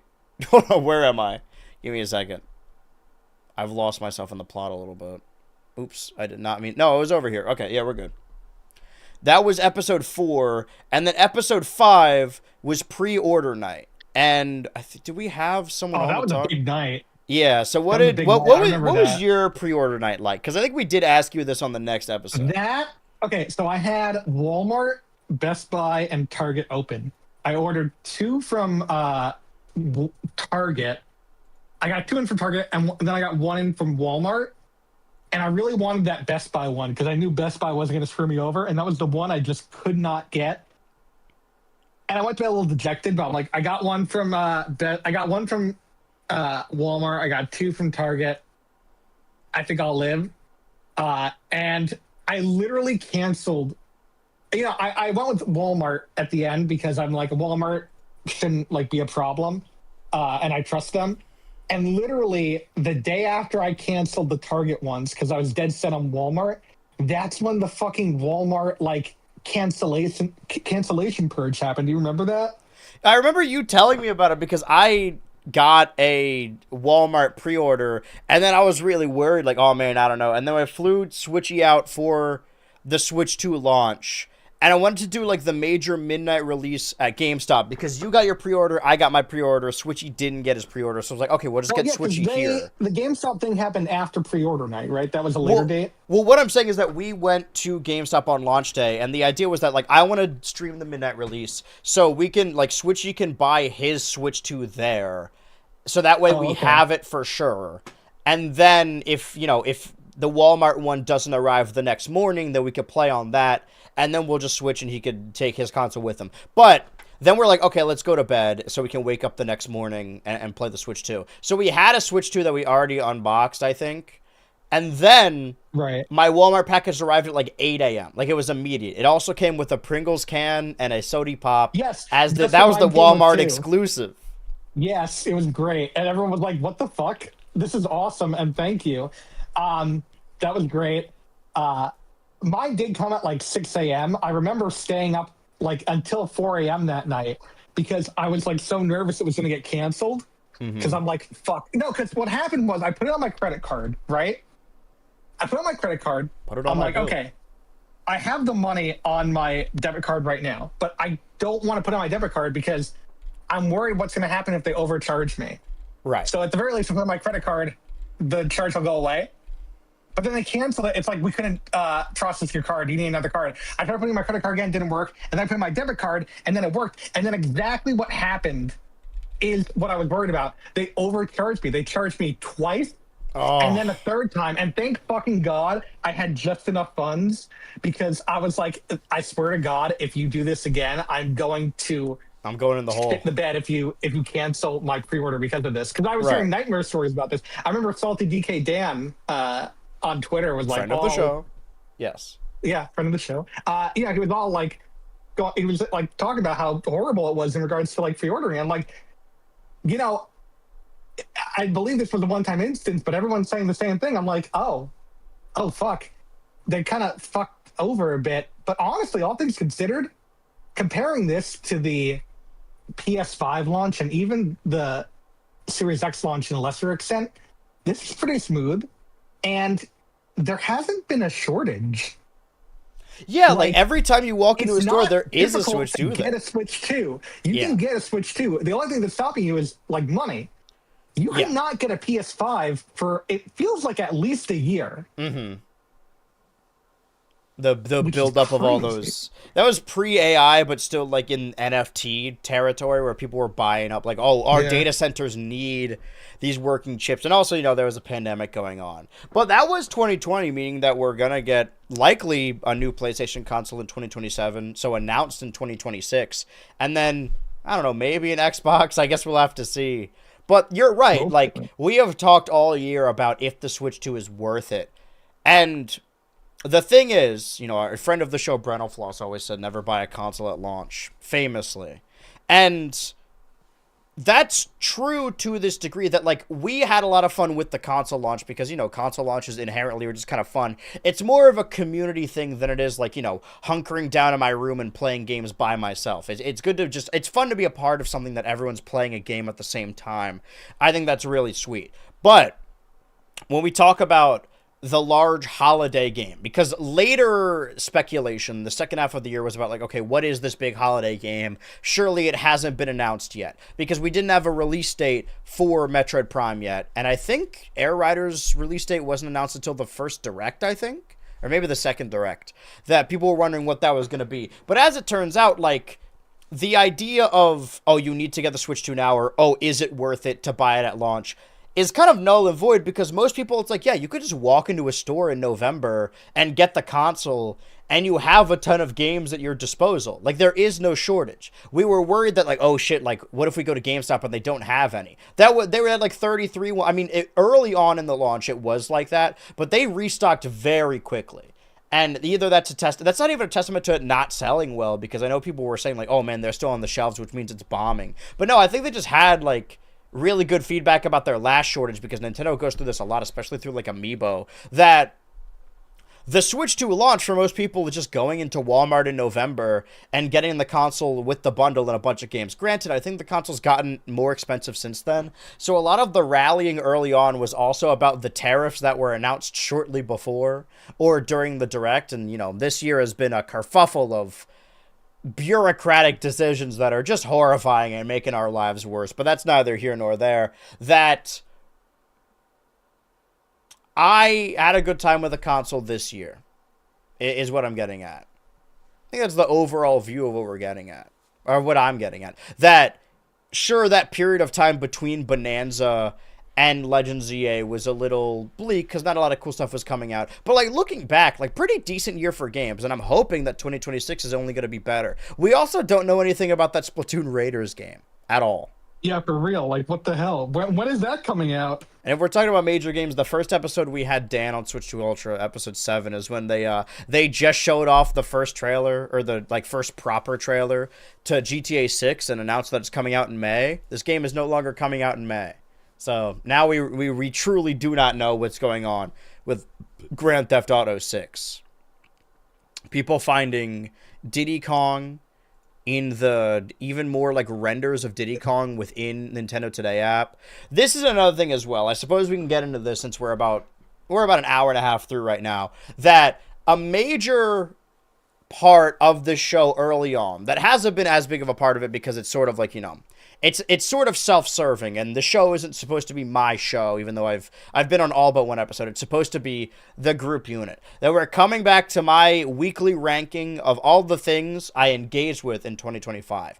And there are still some shows that are still airing, like Haha You Clowns and Pluribus, and Fiona and Cake, that haven't ended yet. There are movies that haven't come out. There are games that I haven't finished. However, there are a lot of things on this list that Switchy did not have an opinion on, and not only are we at the end of the year so people have an opportunity to watch more things, but also I believe Dan probably has stronger takes on these. So we don't got to do the whole thing. But I have since placed everything I watched, played, or saw on this list. If you have any differing opinions, do you have any strong opinions on anything here? Should I just go one by one and ask you if you've seen or watched or played any of these? Yeah, you can go ahead and ask me like one by one. Okay, let me open up mine. That's like my most recent one was from October, so there's some stuff missing. Did you watch Kunk on Life with Philomena Kunk? I have literally never heard of that before you just uttered it. So I have no opinion on that. It was like I guess a movie or like a Netflix special, because she had a previous Kunk on Earth Netflix like series. It was like a parody comedy series. I'm sure you've seen clips from it. Kunk on Life, and it sounds like you're trying to either say cuck on life or dunk on life. And I imagine that's the gag, because she's the chick from the IT crowd. I'm trying to think of. Oh, that's her? Oh, yeah, maybe I'll give it a watch. There's definitely bits from this that you have heard that are like popular memes. Like one is like, oh, it's hard to believe I'm standing in the ruins of whatever. It's like, well, I'm not, because it's fucking dangerous. And then she recreates it in Minecraft. Funny. A lot of stuff like that. And I don't remember anything about it at all. But I don't remember. Where did I have it on my previous ranking? It was in C. I guess that's in C. Did you watch Companion? Was that really one of the first movies I saw this year? I did like the trailer. I think you did it in alphabetical order, maybe? That can't be right, because these are definitely in like release order. Are there just some that are missing? Well, it's weird because it is CCCD. Oh, well, I think this was just like a January thing, because Common Side Effects was also January, right? That was February, I think. Some of these are out of order, because I'm not seeing like Severance. Oh wait, no. There's The Rehearsal. I'm just gonna put The Rehearsal in S tier already. I still have to watch Rehearsal. I'm so far behind on dude. Like Nathan stuff. I had Companion. Honestly, I'm not. I need to watch more Nathan stuff. I also haven't seen. I Think You Should Leave. That's been on my list too. We're gonna start watching it every Sunday within the next year, and you get in the server for free, even though you are in fact a patron. So if you want to swing by and check. Oh, but you guys do the Animation Domination every Sunday. No, we do the fucking Animation Domination. So that is what's missing from here. Is I didn't watch any like Family Guy or Simpsons or American Dad this year. Did they have a good year? American Dad had a pretty good year. Okay. Family Guy, everything had a pretty good year. I think Bob actually probably had one of their weaker years. It's kind of weird. Like they had a year that was like some weird releases. I did not like some of those episodes, but I will say I did not see. I Think You Should Leave. I did see Friendship. I love Friendship. Okay. Friendship is very funny. Where do I have Friendship? Because I think I put it lower and lower, because I think my order was I had Friendship above Together, or maybe Together above Friendship, and they were both above The Monkey. And then for Halloween in the server, I'm like, oh, these are all like modern spooky movies. Let's watch these. And when I watched them, it kind of shifted around where Together I liked less than, and then Friendship I liked in the middle, and I loved The Monkey. Upon my rewatch, I really did love The Monkey. So much so that I think I put it in A tier. Have you seen The Monkey? Yeah, Monkey's fun. I like Monkey. I actually haven't seen Longlegs, though. That's been on my list. I like The Monkey more than Longlegs. And I know I talked about this on a previous installment. I have Keeper as well. Where did I put Keeper? I guess I didn't put it anywhere I haven't seen yet. Keeper. I'm part of the problem. I haven't seen Keeper. I mean, it wasn't great. The only thing that came out of it is that I had a discussion with someone in the theater. And that's what Netflix is trying to take away from us. Netflix is trying to take away that theater experience. I'll put it in like C, I guess. That's okay. What was I just talking about? A Common Side Effect, I think, is definitely... I have it in... F tier for me. In S? Maybe like high A, low S, honestly. Okay. I wasn't questioning your S. I kind of misheard you. I'm like, you either said S or F, and there's no way you said F. No way. It's F. Yeah. I mean, I think it's easily one of the best shows that they've done in here's a my while. thing. This year has been very good for Yeah, originals. for Except cartoon like, shows. oh my god, and even that it's not that bad, but it's just not my cup of tea. Yeah, I want to tell you right now. I'm looking at my ranking. I have Common Side Effects in A, and I actually have Stugo above that.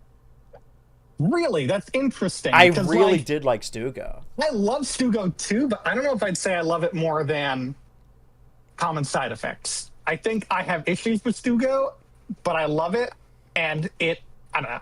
It's. I think I have Friendship in A also, so I'll put that in there. Friendship I can live with a Friendship in A, honestly. Where is my Stugo? I think Common. Because my thing is, it was sort of the same thing, and the same thing I feel about Pluribus right now, where, we've been watching or rewatching Succession in the server, and going back to watch season 1 again. Like, I remember when I first tried to watch the series, that it took me a while because season 1 is.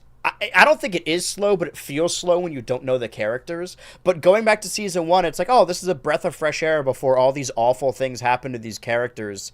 And I think Pluribus and Common Side Effects are going to be like that as well, where Common Side Effects season 1 isn't bad, but I think, like, it's a season where they're setting everything up. And I hope this is like a 4 or 5 season show that we all look back on season 1 and be like, whoa, like, man, this is kind of the calm before the storm. But I did really like it. I think it's hedged out a little, because S tier is reserved for the things I think were the very best. So I understand that. Where is it? Where did I put it? I could tell you right now, Sinners is at the very top of my list. That's my S tier. The triple S of Sinners. Oh, I guess Rehearsal is an S. Never mind. Sinners, Rehearsal, Severance. Rehearsal. I switchy. Hello, Switchy. It scared me. I gotta move us around. Wait, actually do it. No, we're good. Time. Oh yeah, sorry. Oh, I was talking over him like a rude much guest. To the show. Yeah. That was the idea behind the ranking, is that because we did this earlier in this year, and I would always be like, "Oh, Switchy, have you watched this thing?" And you were just not as interested in the things as I was. Do you have any strong feelings about Common Side Effects? No. Okay, I think I'll keep it in A. It's actually pretty low in A, and I think I gotta bump it up a little more because I do have Andor above that, or Andor season 2. Really, I don't think I agree with that at all. Yeah, I don't think I do think either. Andor's good, but I think Common Side Effects season blows it away. Honestly. Well, the reason I was saying still about A, I think, but like S tier being the very best, and also their individual rankings within the letters, is I think Bonanza is also S tier. I think I have problems with it, but of all the games I played this year, it's up there. And I think Air Riders is like high A as well. I don't think I like it as much as even Bonanza. though I prefer Air Riders more. I think that's a good ranking. Donkey Kong Country Returns. I did play that. Good game. Fucking D tier game. Fucking D tier release. Wait, why is F above D? Hold on, I gotta. Yeah, okay. F tier. That is like the D tier, F tier release of the Dear year. Me, I Was. Yeah, no, didn't like that one either. I also, I really truly thought that Minecraft was going to be the worst movie of the year. Not only is it not the worst movie anymore, it's not even the worst video game movie. So I'm gonna go ahead and put Five Nights at Freddy's 2 down there as well. I haven't seen it, but I've heard it's I didn't hate it. It just was bad. Oh, okay. That, man. Oh yeah, Stugo. I'll put it above Friendship because I thought Stugo was funnier than Friendship. But I like Stugo. Like I said, the only cartoon I have in S tier as of finishing them is Long Story Short, and I think I agree. I agree with that. Do I like? Here's the thing: it's hard to compare across like genres, or I guess across mediums. Well, do I like Long Story Short more than Bonanza? I put it above Severance because I'm gonna be real. I had some problems with Severance season 2. I did too. It felt okay. Here's my thing. Severance season 1 is a fantastic self-contained story, and they didn't know they were coming back. Severance season 2, while not bad, does feel like it's the first season where they knew they were getting multiple seasons. So it's a lot of like setting that up. And that's good setup, but we also have episodes like the Patricia Arquette episode, which is good in a vacuum, but also very boring. Like, it is a boring piece of television. And it's symptomatic of a greater issue too, where that's like one of the few episodes Ben Stiller directed, and everyone really gives him a lot of credit, but he didn't direct the best episodes. He just is kind of the face of the show now. I mean, I think even with that season's bad episode, the fucking Wolves episode, I don't think it was nearly as bad. I think it was consistently better than Severance Season 2. Uh-huh. Oh, man. Now I gotta determine if I like Deltarune's Chapter 3 and 4 more or less than Kirby Air Riders. What do you think, Dan? My opinion between Kirby Air Riders and Deltarune Chapter 3 and 4 is that Chapter 3 and 4 are really, really good. They are... I think 2 is better. I think 2 is the best. Okay. But I still gotta give it to Air Riders because I think Air Riders wanted to deliver a complete package. They did deliver a complete package, and I think the replayability on Air Riders is just through the roof. I guess I like Stugo more than Deltarune. I don't know. Oh my goodness! I didn't realize I love Stugo too, but my goodness, I remember just because I'm not saying anything about anyone. Everyone is a part of the. How do I word this? I feel like the only cartoons that get recognition nowadays are ones that you can theorize about and like make videos about like what is this character gonna do in the next episode. The Gravity Fallsification of animation. Yeah. So I feel like there isn't a lot of attention for this, or even like I think this is my favorite season of Jellystone. I don't know if I put it in actually, A. I'm not gonna lie, I kind of disagree. Really? I think this might be my least favorite. I'm looking at my ranking now, and I have it in C rank. So I guess I also didn't like something about it. I did not like the crossover. Really? Oh, you mean the Cartoon Network one? I thought you meant the Brack one. I was like, oh, I love that. They were very good. I love the Brack one. I love the Space Ghost Brack one. That's my favorite episode of the entire show. But that was season 2. Okay, yeah. I thought it was 2 halves of season 3. Was that 2025? I think that was 2024. But I think they released. It was sorry. This right here is season 3B because they released season 3 in 2 halves for some reason. Well, I did not like season 3B. I didn't like I'm also gonna put. I hated the Flintstones episode because I don't know what happened with the Flintstones episode because they fucking were like going through all their old properties and they were like doing these really cool things like redefining them, reimagining them, and like still paying respect to them. And the entire Flintstones episode was just them kind of being like, you know, Fred Flintstone was kind of an asshole. Did you beat your wife? Forget about him. Yeah. And it's just like, this seems really disingenuous from the people who tried to make like the Banana Split storyline work. Yeah. And they made it work. And I'm like, what are we doing here? This is it's even more weird I that hate like the idea of Captain Caveman being Barney. Like that's so dumb. And even like he's a caveman, but it's dumb. Maxwell Adams is like very heavily involved with Jellystone, like I think the animation director or something. And like they had Fred Flintstone on Billy and Mandy, and it was way funnier. It looked better, and it also, I'm not gonna lie, it doesn't look good. It's not a good looking show. No. The tweens on this show, I don't want to be like, oh, tweens are bad, hand drawn for life, because tween flash animation can look really good. But this show has some really bad tweens. Like, I'm kind of shocked at how bad some of these tweens are. Bump the monkey down. The monkey. I did. Well, I mean, if we're talking about seasons being split into 2, on my ranking over here, I have Invincible in tier C. I can't even tell you what happens in this season of Invincible. I seriously do not remember anything. I liked it better than 2. Yeah, because 2 was split into 2 seasons, right? It was 2A and 2B, and they were like 2 months apart. I'm putting it in C, I guess. It was like 4 months apart, I think. Yeah. And it was really bad. It was so bad. The thing is, I'm looking at my ranking, and the C rank is the biggest one because it's just stuff that, like, didn't do anything for me, and it's just, like, the very mid of mid. Stuff that I didn't hate enough to put lower, but stuff I didn't really care about. And because of that, I'm also, the very top of C is, I guess, Elio. I still have not seen that movie, and I'm actually going to bump it down because I think I like Jellystone more than Elio. I'll take your word for it. I literally have, like, no, like, opinion, or I have no like drive to see it. Maybe I'll see it when I'm bored one day. I gotta say though, I did like Dogman a lot more than I was expecting. I like Dogman. I heard a lot of good stuff about that movie. Where do I have it? I feel like it's far too low wherever it is. I didn't love the animated outings of this year because I was watching back Memoir of a Snail the other night, and it's like, dude, the nominees for Best Animated Picture for 2024 were Wallace and Gromit, Flow, so Wild Robot. Yeah. And now it's like, yeah, what, Elio, fucking... I don't love K-pop Demon Hunters, if I'm being honest. I'm gonna be real. I still have not seen it, and I have more of a drive to see it than I do for Elio, but I'm not like clamoring to see it. I guess I'll put it at the I'm top a little of worried. I hate to say this. I'm a little worried about the has-been hotelification of K-pop Demon Hunters. We're just saying words now. What the hell are you talking about, Yes. man? I'm a little worried about the moral oralization of Demon Hunters. Right, of course. I think I'm a little worried that the hype bubble is going to pop at some point, and then the hate dumb for it is going to overshadow the good factors of it.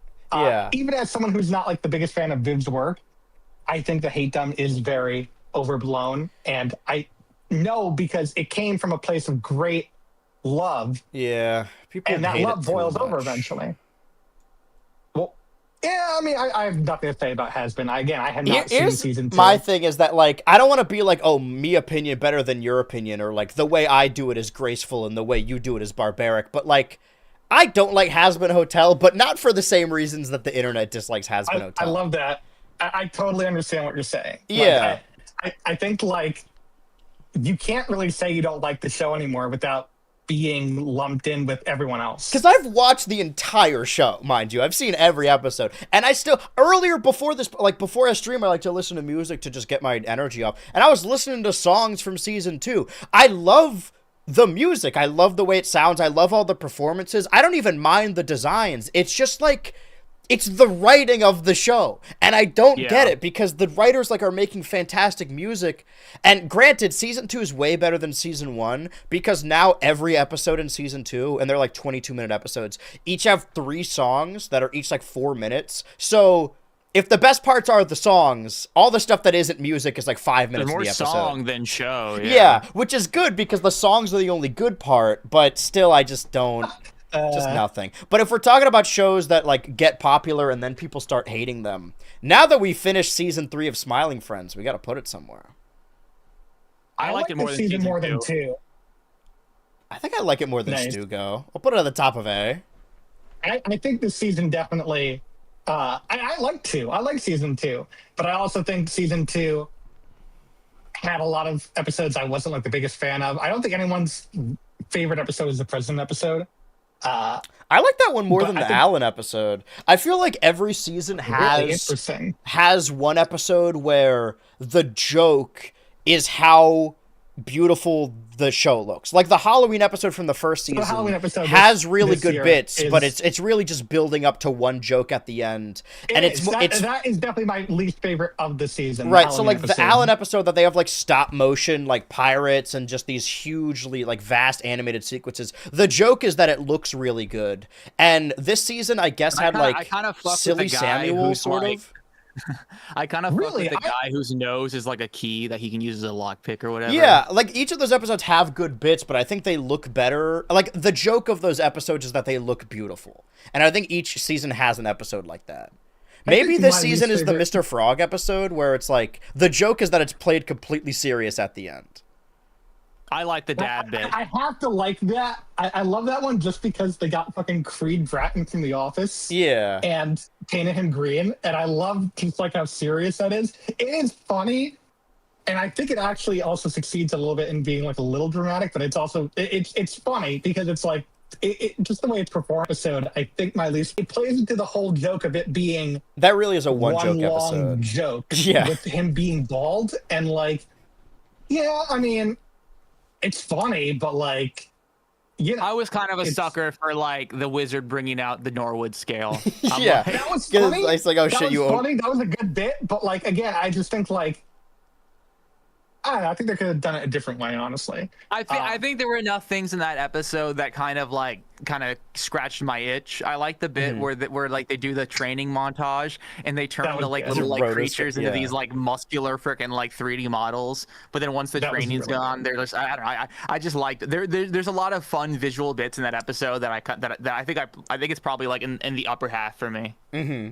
Well, like, it came out in October, right? Like, that season. If we're talking about, like, people in it, like, I think while we were watching different, like, spooky adjacent movies in the server, we had just watched or no, we were about to watch Friendship, and we had just seen the Silly Samuel episode, and Connor O'Malley is in both of them, and I was stoked about that just to see him all. And then we also watched TV Glow, and he's also in that movie. I love Connor O'Malley. He's so funny. He's so Apparently funny. he's in Chair Company, but I don't know where. Like, I haven't been able to place him. He's in the credits. I did not know that. Maybe he's one of the truck guys. I don't know. Maybe. So, like, when the Chair Company ended, it aired its season finale. I was sick that episode, so I didn't really have a lot of thoughts. But, like, how many now that the episodes dust Chair has Company, settled, by the way? Huh? Okay, 8 episodes. Yes. Well, Dan, what are your thoughts on the Chair Company season finale? Because we didn't really get an opportunity to talk about that. Switcher, did you watch it all? I really liked it. Like, I really, really liked the episode. Mm-hmm. I mean, I don't think there's been like a bad episode. That being said, I know the whole show is a joke. I understand that. It's making fun of it being this mystery aspect, like this, all being one big conspiracy. But at the same time, it's also like, I kind of also am a little invested. I kind of want to see how this goes. Mm-hmm. And I'm not going to lie, I was a little disappointed in the ending. I think I kind of wish it had, like, not a more definitive ending, but I kind of wish it didn't end on a freeze frame and a zoom in. That's how fucking Sleepaway Camp ends. Yeah. That's how Sleepaway Camp ends. And I love that movie. Really dislike the ending. Because I'm like, oh, this is just how the show ends? What's the point of anything? Because the penultimate episode was actually building up some really interesting threads, you're right. Exactly. And I was like, oh, I guess that just ended. That was really weird. I guess it's supposed to be a parody or whatever. Because I thought that was the end of the series. But apparently it's getting a season 2. It is. Yeah, which I only found out by watching the Slipmaker video on the Chair Company. Shout out friend of the show, Slipmaker. Friend of the show. Yeah. That, it made me like the episode more. That's like, okay, well, at least that's not how the show ends.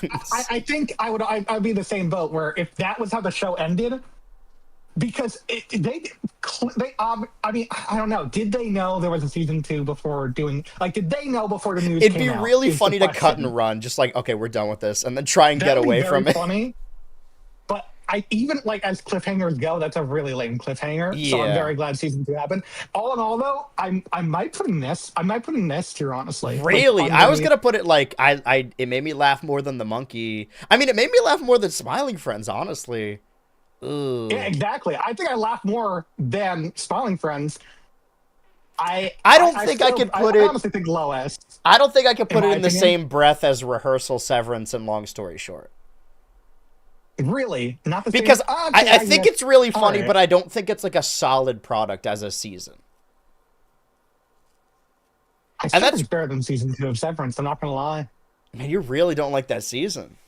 No, I don't not like that season. I love that season. We're talking about the But best of the flaws best here, and it's getting Severance complicated. Season 2 Yeah. are way more, like, obvious than the flaws of the Chair Company season 1. Like, if we're being honest. Like, if we're being, like, really honest. I think that Severance has more flaws, but it has less to offer than the Chair Company, or has more to offer than the Chair Company does. I believe so. All right. Well, I guess agree to disagree. All right, but let's put Bonanza above Severance. I'll throw you that one. We'll do that. All right, fine. I'll live with that. But like from a tonal standpoint, like a lot of these that we're talking about, oh, the joke is that like it's building up to something serious. I feel like so many people have been missing, like just the joke of haha, you clowns has been going over their head. Because like the joke is that it's totally earnest and you're waiting for the other shoe to drop and it never does. Yeah, I watched a few episodes of that. It was really sweet. It was really sweet. Yeah, but it hasn't finished yet, so I'm gonna put some stuff in DNF. I didn't even start Goosebumps season 2. I was gonna say, like, if the season has a strong ending, I might even put it above Smiling Friends, honestly. Yeah, like, I really, it's at a crazy enjoyed, first year. I really enjoyed Haha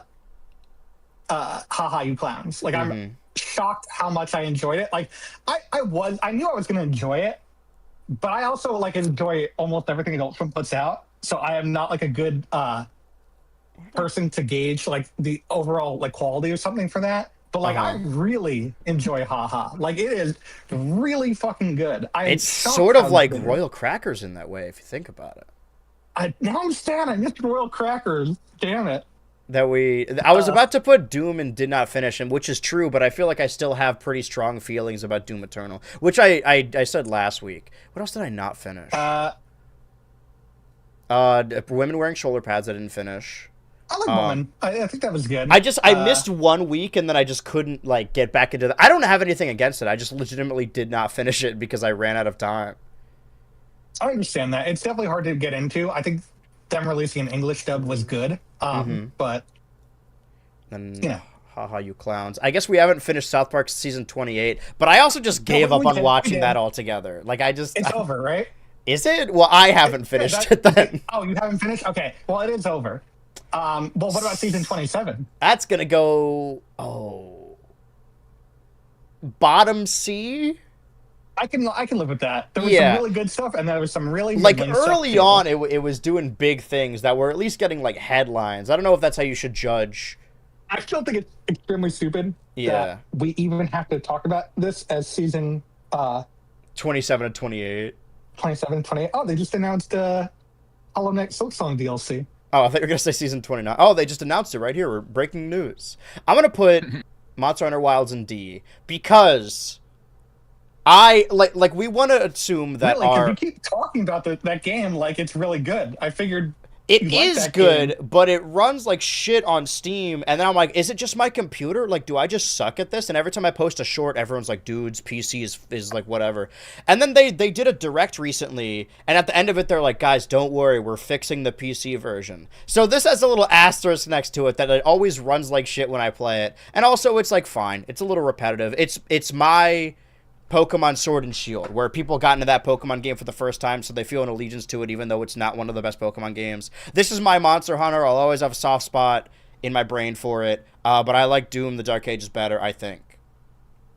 Right. Oh, man. I'm trying to fill out, Moon like... Girl.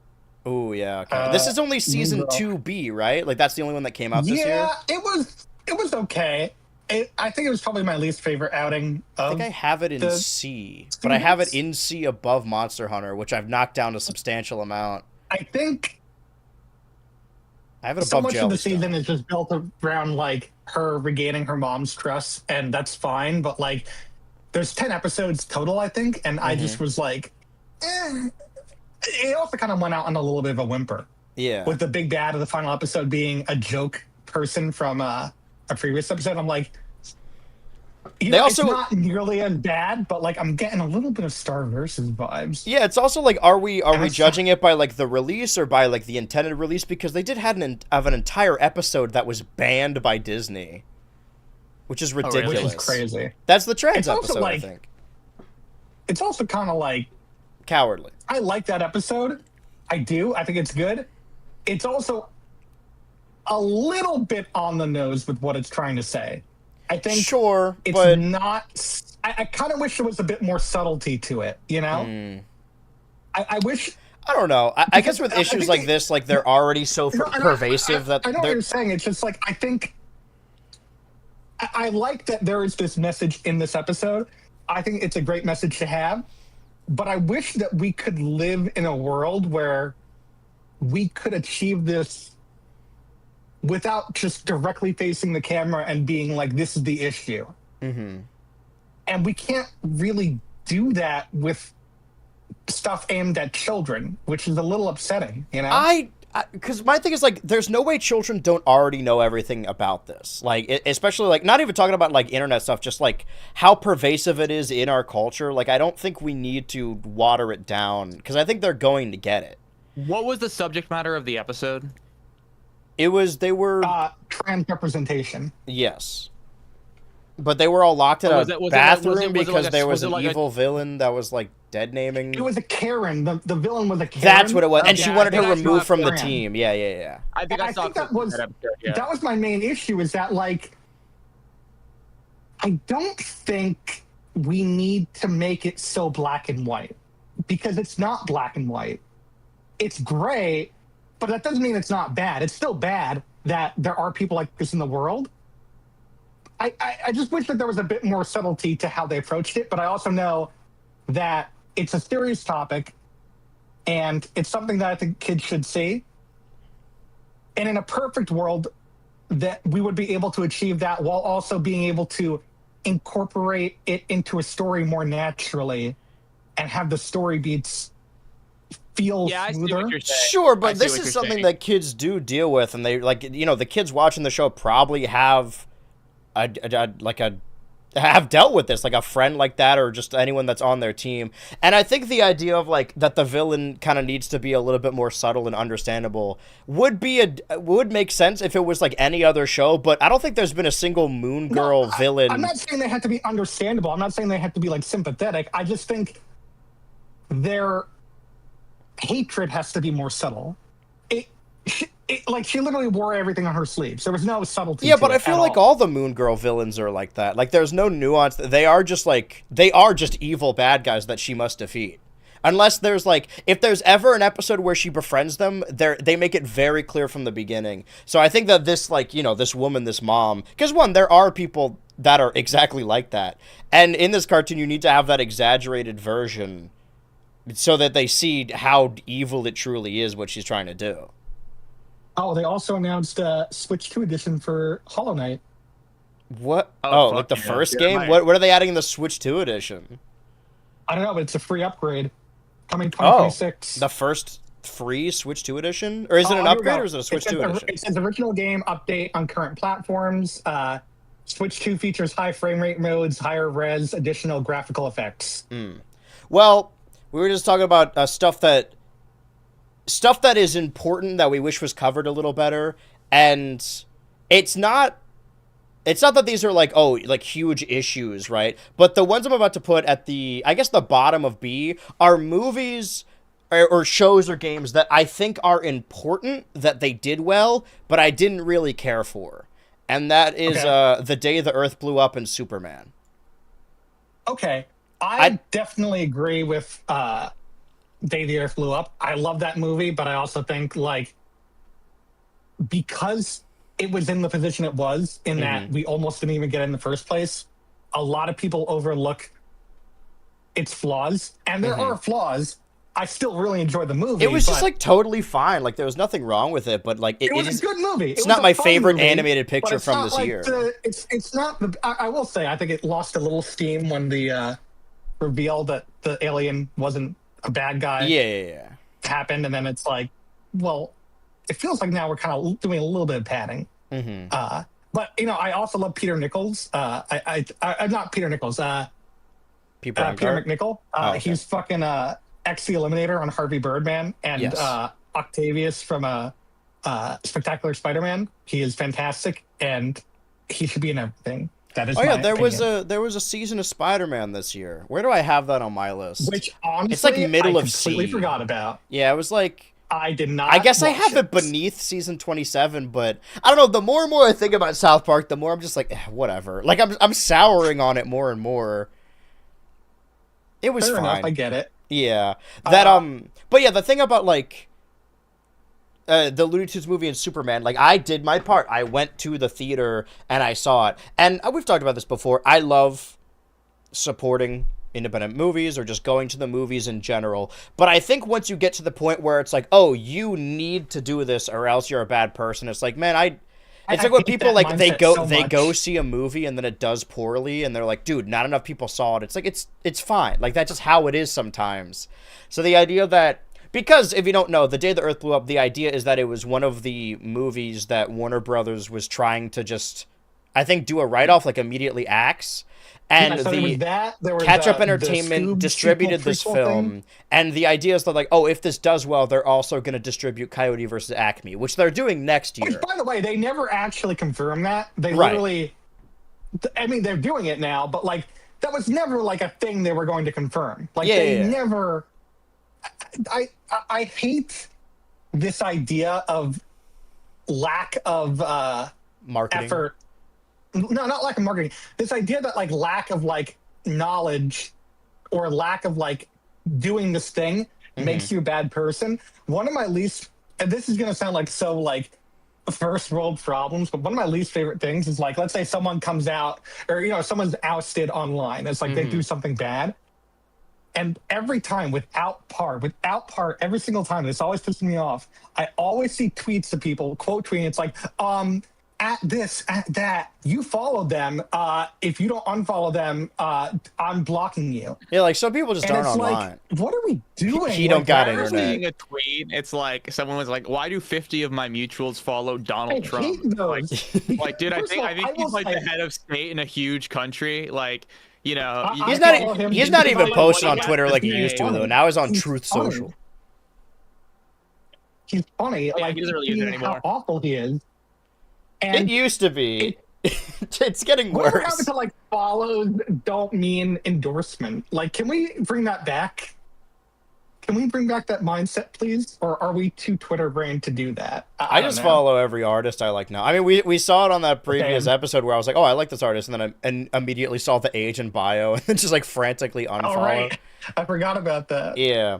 That, oh man, what was I saying? Oh yeah, that like, Superman, I'm not going to pretend that like this major studio film is a huge win for the current conflicts going on, that people are like, oh, now people are starting to see the light. Granted, it is like the most mainstream version of that, but it's more that like I'm glad that a new Superman movie, which is the kickoff of the new DC universe, led by James Gunn, that is all about hope, and like, because for years we've been getting like The Boys and Invincible and like Zack Snyder being like, Superman, what if Superman was fucked up? Actually, the fact that this is just an earnest and cute and wholesome Superman movie, and that people are relating to it really heavily, I think the movie's more important than it is good, because it's just kind of okay, I guess.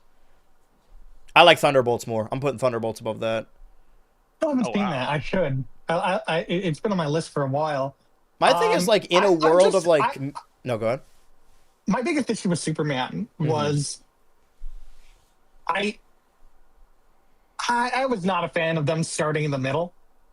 I kind of wish there was a little bit. I don't need his origin story, but I wish they kind of like started in the beginning a little bit. Like, I just think it was hard for me to get invested after that. And honestly, it wasn't my favorite. I like Fantastic Four more, honestly. And even then, I wasn't the biggest fan of Fantastic Four. I have that. I think mine's at like top of, or it's below Jellystone in C. Is Jellystone still in C? I guess it is. Well, I guess I like that more than I don't like it more than Elio, though. I like it more than Invincible. I'll put it there. Damn. I thought it was okay. It wasn't bad. I think in retrospect, it kind of... It's one of those movies that you really like when seeing in theaters, and then like upon like thinking about it again, because there's a lot of stuff I'm looking at here. It's like, I don't even remember this. Like, I'm not one of those people that's like, oh man, Avatar had no cultural impacts, because I don't think we should judge movies on their cultural impact. Granted, like, out of all movies this year, I don't really think about Mickey 17 that much at all. I think I might put it below Superman, even though I really liked it. Yeah, and that's been on my list. Yeah, I mean, like, it's fine. It's definitely in B tier. But the thing about Superman for me, especially in comparison to Thunderbolts, is like, in a world of like John Wick and Mission Impossible and all these like frantic choreographed directors, I really have no interest in seeing like superpowered dudes fly around in the sky and just kind of CG at each other. And I think Thunderbolts is a lot more handheld and like down to earth, and that's what I like. Granted, on my list I'm looking at right now, I have Mission Impossible, the new one, above Common Side Effects. And I think it's just because I watched all the Mission Impossible movies and I cried in the theater because I was just going through a lot of the time. I think looking back, it's probably not that great, but I liked it, but I'll put it above Andor I also season think 2. it was easily weaker than the first part. Like, I think it was easily weaker than part 1. Like, I don't think there's any contest about that. Andor is as low as it is because Andor is often split into multiple arcs like a season, and not every arc is created equally. Similarly, I have at the bottom of like C tier. Oh, I was about to put this Star Wars Tales of the Underworld thing in DNF because I forgot I even finished it. But there's like 3 stories that happen in it, and only one of them is even a little interesting, so I guess I'll put it in D. And then the same goes for, which I guess I'll put at the bottom of C, the new Daredevil season. Because if you don't know, this was supposed to be what, like 7 Disney episodes or whatever, and then before it came out, they're like, this isn't working, so they brought in the Netflix team to make a couple episodes or make a couple changes. So the story goes that Netflix, like the original Daredevil team, all the cast, all the people that worked on it, only made episodes 1 and then the final and second to final episodes. And those are the only good episodes in this season. So they are really good episodes, but I can't in good faith put it anything other than the bottom of C. That really just sounds like a punchline to a joke. You know what I mean? And I'm going to put Captain America in D as well. Captain America, he fights the Red Hulk. I did not see it, and I don't care. Dude, I don't know how, like, I don't want to get into leaks or whatever, but there's a lot of Doomsday trailers going out right now, and there's... I haven't seen anything about that. I know they've been going out. I haven't seen the leaks themselves. Well, no, there are, like, teasers that are in theaters that people are just, like, recording with their phones or whatever. I'm not going to say anything, that's not a leak. That's not a leak. It's pretty fucked up what they've done to the new Captain America, as in Sam Wilson, if this is in fact what the trailer is. It's kind of shitty, because I don't like this movie at all, but I do really like his Captain America. I liked Falcon and the Winter Soldier. Like, I thought that was a fun show. I thought that was good. I've seen a few episodes. I've not seen a full, like, Marvel show through. Yeah. Like, did I watch any of this yet? Oh, I didn't finish Ironheart either. Sorry. Forgot that happened. Was that Marvel? Like, that seems like that's Marvel. Riri Jones. She was in Black Panther 2, and she's got all the Iron Man stuff now. Oh, fuck, right. I'm so tired of Marvel shows. Like, it's one thing if they're, like, their own separate things, but it's another if you have to watch them to understand what's happening in movies. Which is I remember watching WandaVision, and then I watched Loki, and then I never watched another Marvel show. Well, the pendulum has shifted. Despite me having Thunderbolts above Superman, I think I'm going to put Peacemaker in the bottom of A. Peacemaker Season 2. Okay, wait. So I have to ask, because apparently everyone seemed to agree. Okay. Was the finale that bad? No, it's weird that, like, it feels like they added an additional episode that's sort of like an epilogue. So... what's weird about the final episode, if you haven't seen Peacemaker Season 2, what's weird about this season is that the major overarching story ends right before the finale. Like, they resolve the issues in the penultimate episode. It feels like the final episode, the finale, just exists to set up Superman 2, which... it makes sense. Like, I guess you have to, like, where else do you put that? Because we're probably not getting a Peacemaker Season 3. And now John Cena's retired from wrestling, and Peacemaker's probably going to be a bigger part of this DCU moving forward. That it's just weird. It doesn't, like, it's not that the last episode is bad or, like, ruins the season. It feels like a tacked on, like, hey, watch the next Superman. Hey, Peacemaker will return in Superman Man of Tomorrow. Like, it felt like that. It wasn't terrible. It didn't, like, undo anything. I mean, I'll take your word for it. I have not seen Peacemaker.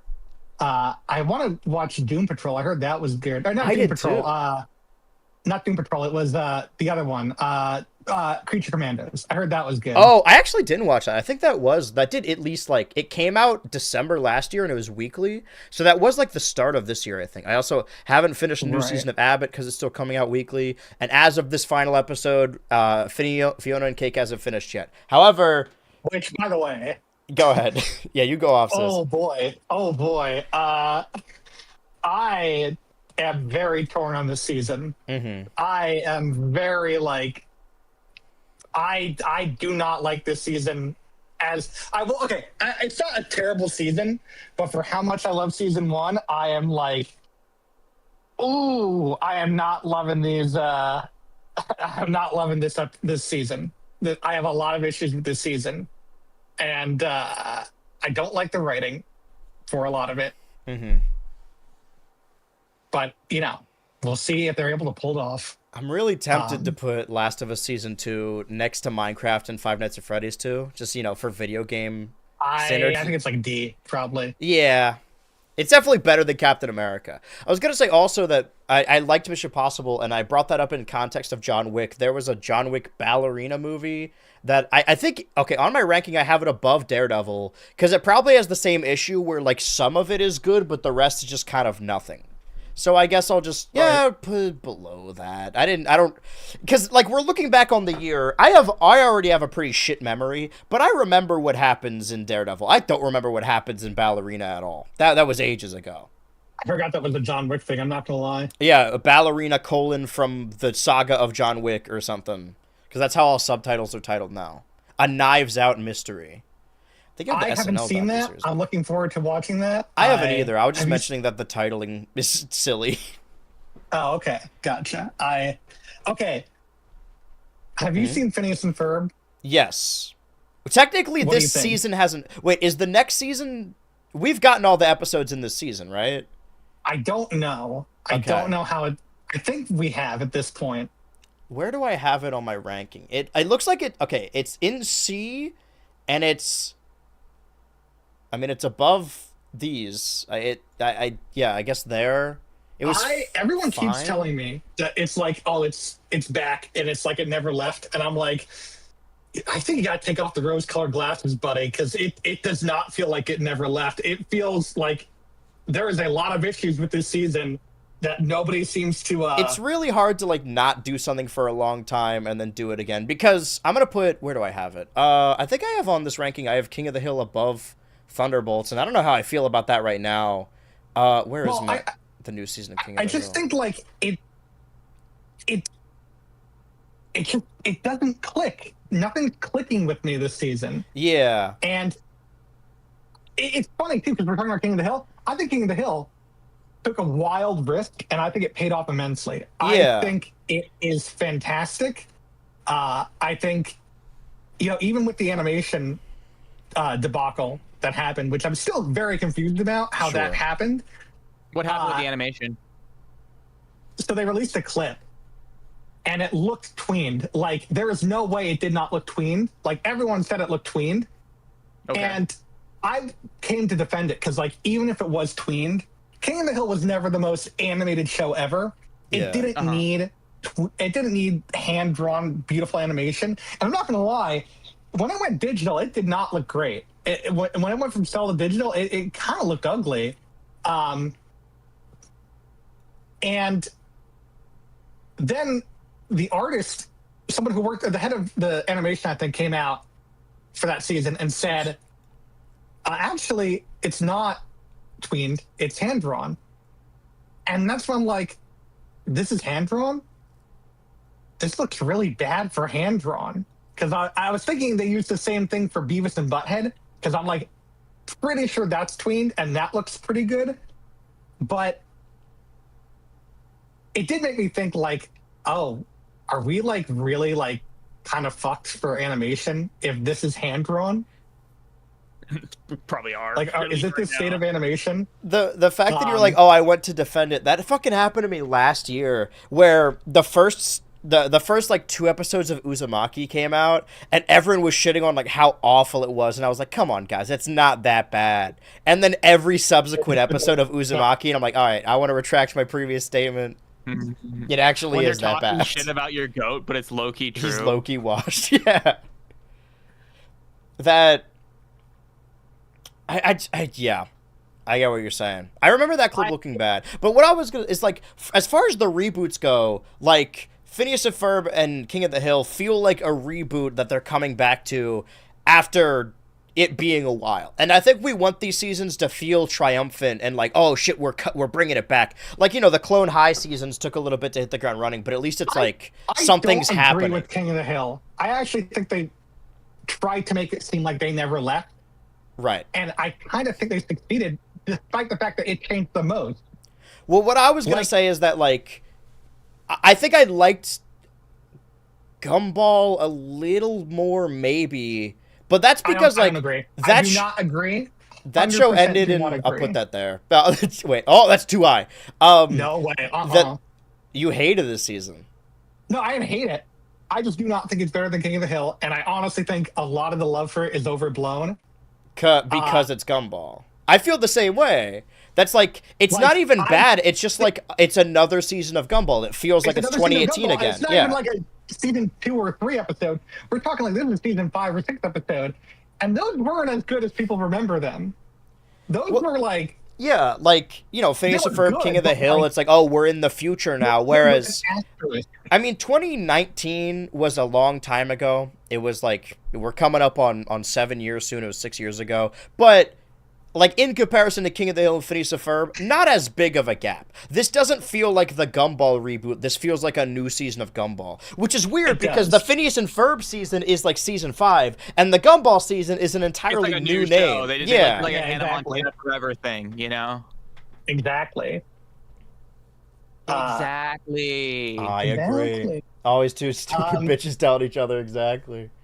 Yeah. DNF for Abbott, I guess, because that's still going. Yeah, where do I... well, no, Abbott season 5 is in DNF. This is season... Dude, they're pumping these things out really quickly. Season 25? Yeah. Oh, man. Or it ended in 25? Where do I have it in C? I guess I have it above... I'll put it I like here. 25. I like season 4. I liked it more than 5. I gotta say, I'm not... I think 5 is good, but, like, I'm still waiting for, like, the hook of season 5. Have you watched the latest episode? I haven't. No, I'm a few behind. I'm up to the phones episode. That's the last one I watched. Okay, the new episode, I guess it came out on Wednesday. It does a major change at the end, but I feel like it does. Okay. We only have like a couple episodes left in the season, so I hope this isn't like, this is building up the finale. We have like 20 episodes of the season. Oh. Well, each season's only been like 13. Okay, maybe you're right. Only one season's been like 13. Everything else has been like 22 episodes. Okay, maybe it's because they split season 4 in between years. No, it's because of the writer's strike. Right. Okay, that makes more sense. Okay, well then I hope that the rest of the season is that gimmick of what they're getting into. Because early on in the season, no spoilers, but because you saw it, but for the people who watch the show or whatever, somebody gets fired and they make a big thing about it, and then they kind of just don't, kind of just comes back.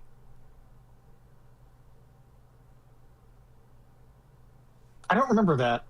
Wait, are you talking season 5 or 4? Talk about season 5. Unless it also happens in season 4. No, because that was like the gimmick of like the latter half of season 4. Oh, maybe it like bled into the... Are you sure? I feel like we watched that not long ago. I feel like I'm getting these seasons mixed up. I think you might be confused because I don't... All right, well, YOLO goes above Con Life. I love YOLO. Think the more time passes, the more I'm like, I hate K-pop Demon Hunters, but I just don't like it as much as other people. Like, I think it's totally... it's funny at moments. I guess I have it above YOLO. I still think YOLO season 1 is the best, but I think season 3 is better than 2, in my opinion. Wolfman has been knocked outside. I don't think they should have gone serialized, so I'm glad that they kind of went back on that. Yeah, well... I feel like it was sort of a half measure. Like, they didn't go full... Season 2, you're right, is full serialized. But each season has had more or less, like, an overarching theme with individual episodes. Like, YOLO Season 3, it kind of feels like they didn't think they were getting a Season 3, and then they're like, oh, okay, let's just make more YOLO. Oh, yeah, and now the show's YOLO ended. is the finale. Like, it's very clear. Like, they're like... just in case. How the show's going to end. We're not coming back, and then they come back. I remember, I think it was Hans Van Harken said that, like, the finale of Season 3 of Smiling Friends could act as a finale if they don't get more. But we already know they're getting Season 4 and 5. Are they? There's 2 more episodes, so, I mean, we know that. There are? I'm so confused about Smiling Friends Season 3. Yeah, so there are 2 more episodes, according to the composer and the EIDR, and they just haven't come out yet. That's strange. Okay. Are they just taking a break for a few weeks or something? Or I have no idea. I have zero idea. Maybe they want to do it with Primal, which looks fantastic. I cannot wait. Oh yeah, this upcoming Friday is Adult Swim's The Elephant and Avatar, Fire and Ash, and the BoJack movie, and SpongeBob Big Eye Pants. Okay, yeah. So, see, I'm trying to wrap up this ranking with what we have, but a lot of, like, Marty Supreme, No Other Choice, is that what it's called? There's a lot of stuff coming out. I like this Sunny season more than last season, I will say. But, I did really like this season. Dude, the episode where they do, like, the trial run of them around the table, and there's, like, that's, like, one of... That is so good. That's a really good episode. That is a really funny episode. It is so good.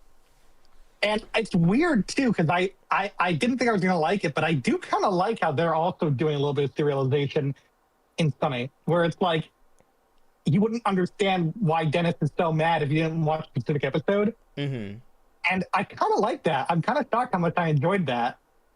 like I feel it's dumb. It's like, oh well, that happened a few months ago, and it happened like season 9, and we're on season 17. I think that's dumb, but like it's also kind of funny that that's how it went. I have the same opinion of think Always Sunny. I think my least favorite episode this season was the Abbott crossover, because it really was just Abbott Elementary episode 2, but now with more cursing, which I think is really lame. I was really hoping they would actually. And the only bit they did was the 9/11 one. Yeah, exactly. That I think actually the funniest bit in that episode is the one where Janine swears, because it's the one you don't expect. That was good. And like, but that's the problem is like, I just think it would have worked better or been more interesting if it was actually done at the pub, and we don't get that till the very end. I'll put that there. As far as like the opinion of shows that either keep running or get reboots, like I always said that I felt the same way about Always Sunny that I did Futurama, even though I think Futurama has now ended. I'm not sure how the Hulu seasons went. No, we still have one more season. Oh, well, exciting times for that. Did you put Futurama or no? I didn't see it. That wasn't this year, was it? It was. Was there a new season this year? Wait, hold on. That can't be right. Did you not know that? Nobody told me this. Hold on. You didn't know that? Oh, wait, hold on. I'm looking in this right now. Did it start last year? That bit of that guy. What the hell? Wait, no, these are episodes from September and October. What the hell? Nobody told me this.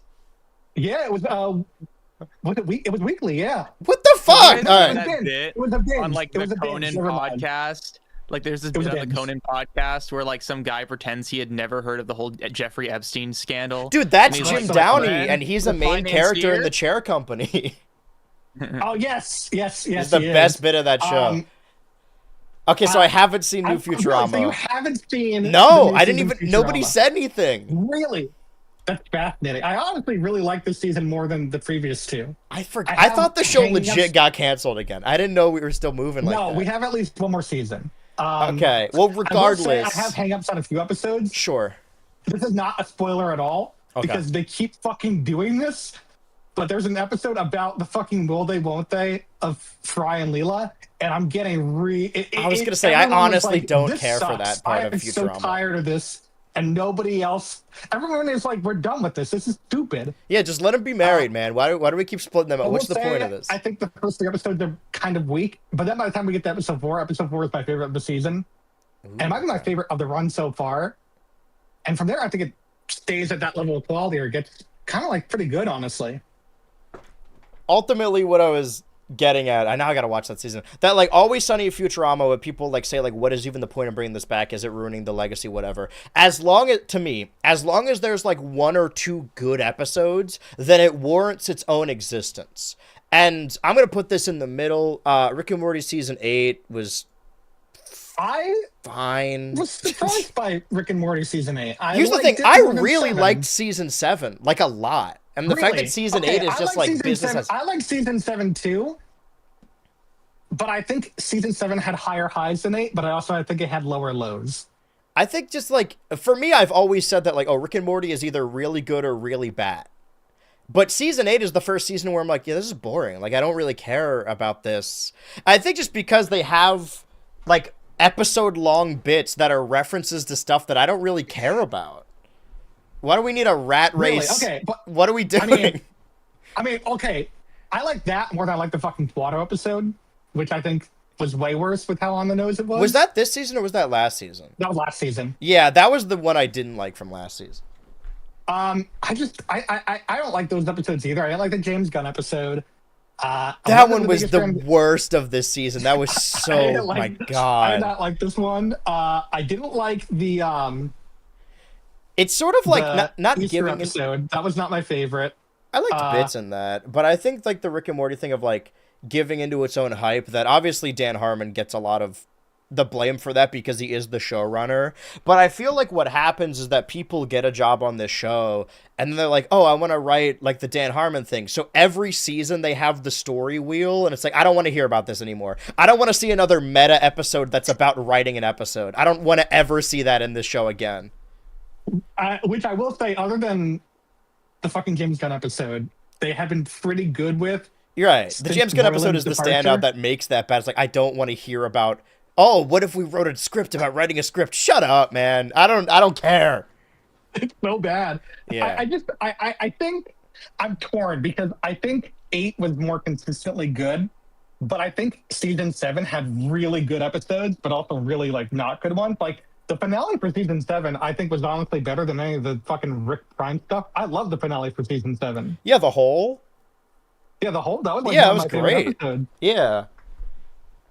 I forgot, man, so much has happened. There was a season of Black Mirror. This is another like Daredevil situation where like because it's an anthology, some of the episodes were really good and then a lot of them were just really bad. Like I'm sorry, I don't want to like go back to Rick and Morty, but like can we talk about the fact that they had the quad episode and then right after that they had the fucking sequel to the T-Pain episode? And like, oh yeah, what a fucking awful rotation of episodes. Like, oh my god, like there were some. I just think there were some really like poopy butthole episodes in season 7, so to speak. Which I don't think, other than maybe the gun episode, were that bad in season 8. But I also just don't think there were any high points either. Mm-hmm. As high as season 7's. So I'm a little torn. I think I'd rather take season 7 than season 8. Yeah, I love season 7 like way more than season 8. The issue I'm running into here is that every time I rewatch Bring Her Back, it goes a little bit farther down for me. How many times have you seen it? Twice now. Kidding, I liked it. Oh my god, wait, dude, that movie is fucking N equals pretty low for that one.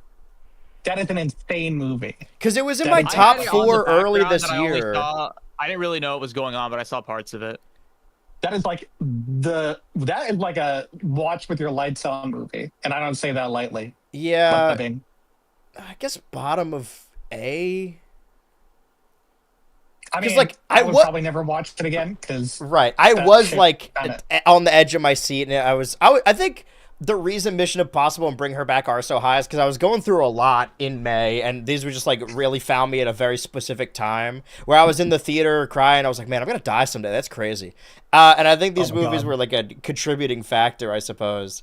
But it's just like I don't like it as much as their previous film, and I'm glad they're not doing the Street Fighter movie anymore. Even though maybe it would have been better if they were doing it, but that cast looks awful. Wait, are they not? No. They are doing the Street Fighter movie. No, they're not. They opted out of it. What do you mean? They're not doing it anymore. What do you mean they're not doing it anywhere? Who's not doing it? The directors of Bring Her Back. Oh, I thought you meant they weren't doing the movie, period. No. I'm saying the directors of this movie, which are also the directors of Talk to Me, are directors I like, and I'm glad that they're not doing the Street Fighter movie. Okay, I was like really confused for a second. Same thing like Zach Krager, who did Weapons. Oh, fuck, I gotta find a place for Weapons. By the way, I gotta say, it was a little overhyped. I'm not gonna lie. Yeah. I think I liked it more than Barbarian, but I think honestly, like I don't think I can in good conscience put it beneath the monkey, so it's going one above the monkey. The fact that it's above things like Common and Friendship is throwing me for a loop, and that makes me upset. Man, you really didn't like it? I think I like the monkey more. I'm not gonna lie. I think I like the monkey more, but I think Weapons is probably a better movie. But the way people talk about Weapons made it sound like it was this big deal, and it really wasn't. It was just a good movie. Right. But we're starved for those nowadays. I don't need it to be anything more than that, but man, let's not pretend this is like the big return to horror. It was really like... Well, especially in a year with Sinners, and even like people really liked the new Final Destination. Like it's just a part of a larger return to horror. And honestly, like last year was a larger return anyway, with stuff like The Substance and I Saw the TV Glow. I still have not seen that. I have no idea what that's about. Either of them? No, I thought Substance. I know that's a disgusting. You should watch TV Glow. Movie. It's a real fun film for the family. Gather around. Connor O'Malley's in it. Fred Durst is in it. Now, if I have... Oh, Fred Durst? You want to talk about Fred Durst? Have you seen Y2K? That was last year. And you know what? I did like Y2K. I did like Y2K. I love Y2K. Y2K. Because I also love Saturday Morning All-Star Hits from Kyle I Mooney. love Saturday Morning All-Star Kids. Dude, that shit was my jam in 2020. Nobody else has even seen it.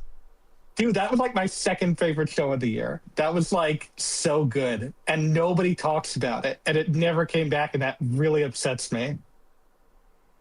Yeah. Ugh. I mean, I feel like there's not really an opening for it to come back anyway, but it was, I mean, earlier this year, it was like, dude, the highest grossing films were Sinners and Weapons and Third Thing, and it's like, whoa, this is like a big year for, I guess, like K-pop Demon Hunters when they release it in theaters. This is a big year for like, Utopia? For not independent film, but like finally we're getting high grossing films that aren't like IP films. But then by the end of the year, the highest grossing films are Zootopia, Superman, and Wicked for Good. Zootopia. I haven't seen it yet. I still haven't seen Wicked for Good, but I have heard great things about how bad it is. It's not that do bad. People not like it? The issue is that it's not that it's bad. It's Wicked Part 2, which is worse than Wicked Part 1. Well, right. The reason it's sort of like getting everything into a tumor and then cutting it off. Like for Wicked Part 1 to be so good. Yeah, for Wicked Part 1 to be as good as it is, all the other stuff needs to be loaded onto Wicked Part 2. But the thing is that, like, maybe what people don't want to have a discussion about is that musical theater is inherently funny and hokey because there's, like, obviously there's that creative disconnect of being in an audience and you can engage physically with that audience and see them laugh in real time. That because, not to say that people don't take it seriously as a medium, but people were talking about Wicked like it was this like masterful deconstruction of The Wizard of Oz when it isn't. It's a parody, which is totally fine. But the issue is Wicked Part 1 does go with that narrative, and that's why that narrative started getting bigger and bigger, is because that movie does its best to actually take the source material very seriously, and they do a lot of changes in that movie. The issue is that Wicked Part 2, Wicked for Good, is unfortunately made by Wicked fans, so they are unwilling to change the bad stuff. So there's severe tonal whiplash that, this isn't spoilers because, you know, The Wizard of Oz happens. There's a bit in the stage show where Elphaba and Glinda are having a slap fight, like a little, like a girl cat fight, in front of the house that crushed her sister. Like her sister's still dead under there. And that works for the stage production because it's inherently hokey, but it doesn't make any sense for this Elphaba to be like slap fight. Her sister just died.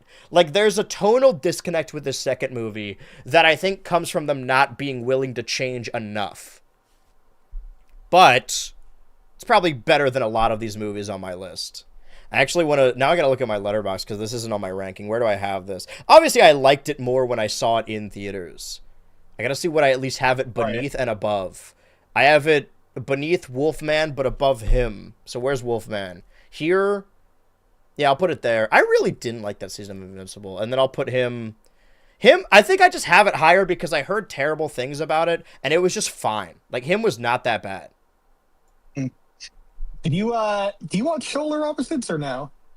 I don't, actually. That's another one that, like, okay. I've missed the boat so many times that I'm like, man, I have to do a lot of homework to get caught up. All right, I just wasn't sure if you remembered that came out this year or not, because you didn't fucking remember Futurama came out this year. Nobody told me. Man, I wasn't alerted. I have to tell you. If Johnny Tuchelis doesn't say anything, how am I to know that a new season came out? He did. Oh, I'm a bad fan, I guess. Ooh, well, Ella McKay under Bloodlines. Well, we don't know if he's a friend of the show. He might be a friend of the Dan, but... Well, yeah, I work for him, so I work with him. Never met the guy. Good. He seems like a cool giant. He's cool. You know, he's cool. I like him. I don't agree with everything he says. I think we have very different opinions on a few different That's how I feel about everyone in the online cartoon community, honestly. I think it's good that we all disagree on everything. Wait, so you saw Ella McKay? Because the only thing I've seen about Ella McKay is the fucking Simpsons stuff. Dude, it's not... I was so, like... I feel like my opinions of K-pop, Demon Hunters, and him and Ella McKay are all swayed in the opposite direction. Because obviously, like, I saw FNAF 2 and I'm like, man, that was bad. Everyone was right. But then I saw Ella McKay right after. And maybe I liked Ella McKay more because I saw FNAF 2 before it. But, like, people were giving it, like, half a star, like, 1 star. It was fine. Like, it was not that bad. It was totally okay. It was just... Was it as good as The Simpsons said it was? Did they say it was good? Well, Lisa said it was like life changing, right? Yeah. No, it's not that. But it's just like it's like a Hallmark movie. Like it's a middle of the road dramedy that would be released in the 2000s. This is something I've wanted to say. You're not telling me. You're not telling me. Well, yeah, that's what I'm saying is that, like, it's not great. It's not good, but it's not like people were saying it was the worst of the year. Like, you don't watch enough movies if you think this is better than Megan 2.0.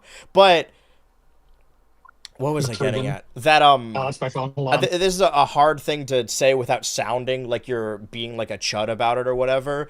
But Ella McKay does feel like a movie that was made in the timeline where Kamala won. Where it's a lot more, like, hopeful. And obviously it's about, like, you know, she's the first female governor or whatever. And she's making all these mistakes. It's like, oh, but it's okay because she's trailblazing. It's like, well, we live in a world where that one, that didn't happen, and two, like, these silly mistakes aren't enough to look over. Like, Ella McKay is a worthwhile character, and we follow her throughout the movie, and it's like, oh, she's stressed out, and there's a bit early on where, like, her boyfriend's really awful to her, so every time she's, like, goes on a tangent about something, she's like, no, I know, I'm too high-strung, and the idea is that, like, oh, man, her boyfriend is abusive and convincing her that her problems aren't warranted, and then we learn, like, an hour into the movie, that as a governor, or as she was, like, campaigning, she was campaigning against the legalization of marijuana. It's like, that's just a strange character detail. Like, that really makes me not like her immediately. Like, regardless of how you feel about people smoking, like, campaigning for the legality of it, or against the legality of it. Yeah, I was just saying, like, that... Ella McKay's not chill. Forgive my ignorance about American politics. When does this movie take place? After the first, or not the first, but the 2008 housing crisis, I believe. Okay. So, like, again, it's like, it's a movie from a different timeline and from a different time. Like, it could have been made, like, a decade ago and it would have been okay. And it still is okay, but, like, it's a little sad that, like, you know, we're getting these like, I love film Twitter as much as anyone else. I love discussing, not discussing film the account, but like talking about it and engaging with it as an art form. But it does seem like there is a little bit of favoritism when it comes to period pieces, horror, and action films that, like, yeah, this is just like a middle of the road romantic dramedy, and I feel like we don't really get those anymore. So it's like, at least it tried doing that. Like, it's fine-ish. But the question is, where does Mario Kart World go? I think I have it in A in my previous ranking. Yeah, I would say like a low A, high B. I think that could be kind of how I perceive it. Above weapons, but below... I'll put it above... No, that's fine. I'll put it below Deltarune. Because it's definitely not as good as Air Riders, I don't think. No, I think Air Riders is easily the best racing game we've gotten all year. And if it was at the Game Awards, it would have won. I'm just saying. And then, honestly, and then we wouldn't even be in this fucking stupid Sonic debacle in the first place. Switchy, have you heard? If a Sonic fan told me that he thinks, or he or she or they think that... if a Sonic fan told me that he thinks, or he or she or they think that there's, like, a bias, or, like, critics just generally don't like Sonic, I'd be like, yeah, I agree. I think generally critics are pretty rough on Sonic. But, like, you kind of got to keep that in mind. Like, I feel like a Mario racing game is always going to beat a Sonic racing game, and whether that's a good thing or not a good thing, like, I think, like, the idea that, like, Sonic Racing Crossworlds was gonna beat Mario Kart for the Game Awards, I think that's just ignorant. Like, it's I mean, you know what I mean? It's like, it's kind of like saying that, you know, it's like expecting IGN to, like, not give a Zelda game a 10. You know what I mean? It's like, it's that kind. Well, I mean, that's kind of like a 2012. I remember, like, a couple weeks back that people were like, "Holy shit, Metroid Prime 4 is only a 7. Like, what's wrong with this game?" Yeah. Fuck. Yes. I just accidentally put the Bad Guys 2 somewhere, and I don't know where I put it. Oh, it's here. Okay, I'll put it there. Put her there. So I don't remember who this was, but someone on Twitter was like, "Wow, the Mega Man fans are coming out of the woodwork to show their ego, dunking on Sonic. You know, real classy guys." And I'm thinking to myself, I'm sorry, I feel like we have a big piece of Sonic stuff come out, like, almost every year. Not saying the quality, mind you. It's like the Family Guy bit where it's like, "Oh, I'm starving." Yearly thing, and I'm like, what? Like, I think Mega Man fans are allowed to be a little cocky. This isn't like This isn't Mario. This isn't like a big name IP. We're lucky to have this in the first place. You know, imagine being a Banjo-Kazooie fan. Do you know what that's like? Being a Banjo-Kazooie fan? It's like being stabbed in the neck like over and over again for the rest of your life. They're so mean to me. Exactly. What is it? What's so mean to me? I also like where you put Oh, go ahead. No, what were you gonna say? I'm interested where you put one battle after another. Yeah, I'm gonna put Begonia above. Here's the thing. I think from a production standpoint, Begonia is better than a lot of these, but the ending really ruined it for me. So it's I'm gonna put it there. I'll put it beneath Naked Gun. So I'll put it beneath Black Mirror. So I'm glad Naked Gun is at least B. So yeah, I kept I was gonna put it above Thunderbolts. I'm like, nah, and then Superman. Then I just kept pushing it down and down. Honestly, better than Together. Put it there. Better Together. Yeah. Okay, people really, if we're talking about reviews, people really like hated After the Hunt, and I was going into it, and I went with my wife, and I'm like, oh man, what the hell is After the Hunt? It's Andrew Garfield, Io Debris. It's the director of Challengers. Sounds familiar, but it's about a scandal of a professor who, like, one of the students accuses him of misdeeds. And the story is sort of not a court procedural, but like the main adult professor woman who is sort of like her mentor, trying to get to the bottom of it. And I think, I mean, I can't really speak on this, nor do I want to start anything, but I think the reason a lot of people didn't like it is because like it even bothers to ask the question, like, is he innocent or not? And it's up to the interpretation. I don't think he is innocent, but I think that what the movie is going for is that all of the professors that work at this prestigious institute are all only after their own self-interest. So I think we have a little bit of an unreliable protagonist anyway. So I don't think the movie is trying to say, like, hey, he committed assault, let's give him another chance. I think, however, the protagonist is trying to convince people of that because she's so invested in this person. Anyway, it wasn't terrible. It was fine. The only reason Caught Stealing is as high as it is because I love Darren Aronofsky, and this is the closest we're gonna get to an Earthbound movie. The Jewish Family? Yes. Okay, I didn't even see that. I just, again, I've been so busy. I have so much on my freaking schedule, and it just keeps eluding me. I gotta find a place to put Now You See Me 3. Where is it on my ranking? Now You 3 Me. 3. It's below. This is way too high. Let's put it fucking here. Put it. Wait, hold on. Put it there. That's good. And then Predator Badlands is what? Like, I have it above. That is a really good video game. Yeah, that's how I felt about it. I'll put it above Wolfman, but below Fantastic I forget. Four. Do you watch Stranger Things or no? Technically that season hasn't finished, but I'm caught up so far. All right. I guess we can save it for the eventual return, but I have thoughts. Oh man, one battle after another. This is like, it's rising the ranks every time I watch it. Currently on my ranking, honestly, that's probably better than Sinners for me. I'm not gonna lie. That's crazy because currently on my ranking, it's beneath Sinners and Weapons. Really? Okay, I like it more. I definitely like it more than Weapons. I think I do like it more than Weapons now. I think I like it more than Mario Kart.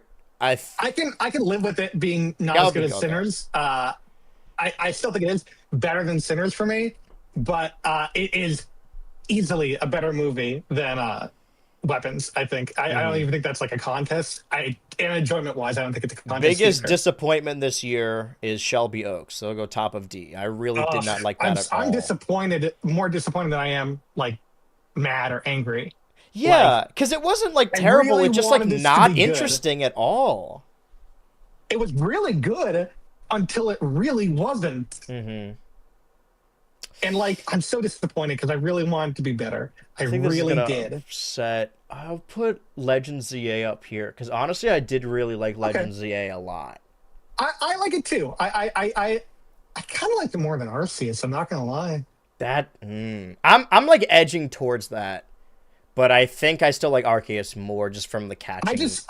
I'm always a bigger fan of an urban setting than like a more barren setting. And I think by that point I was also just like so tired of the Breath of the Wild like glaze, and them doing like another like open world like Pokemon like where everything looks so barren.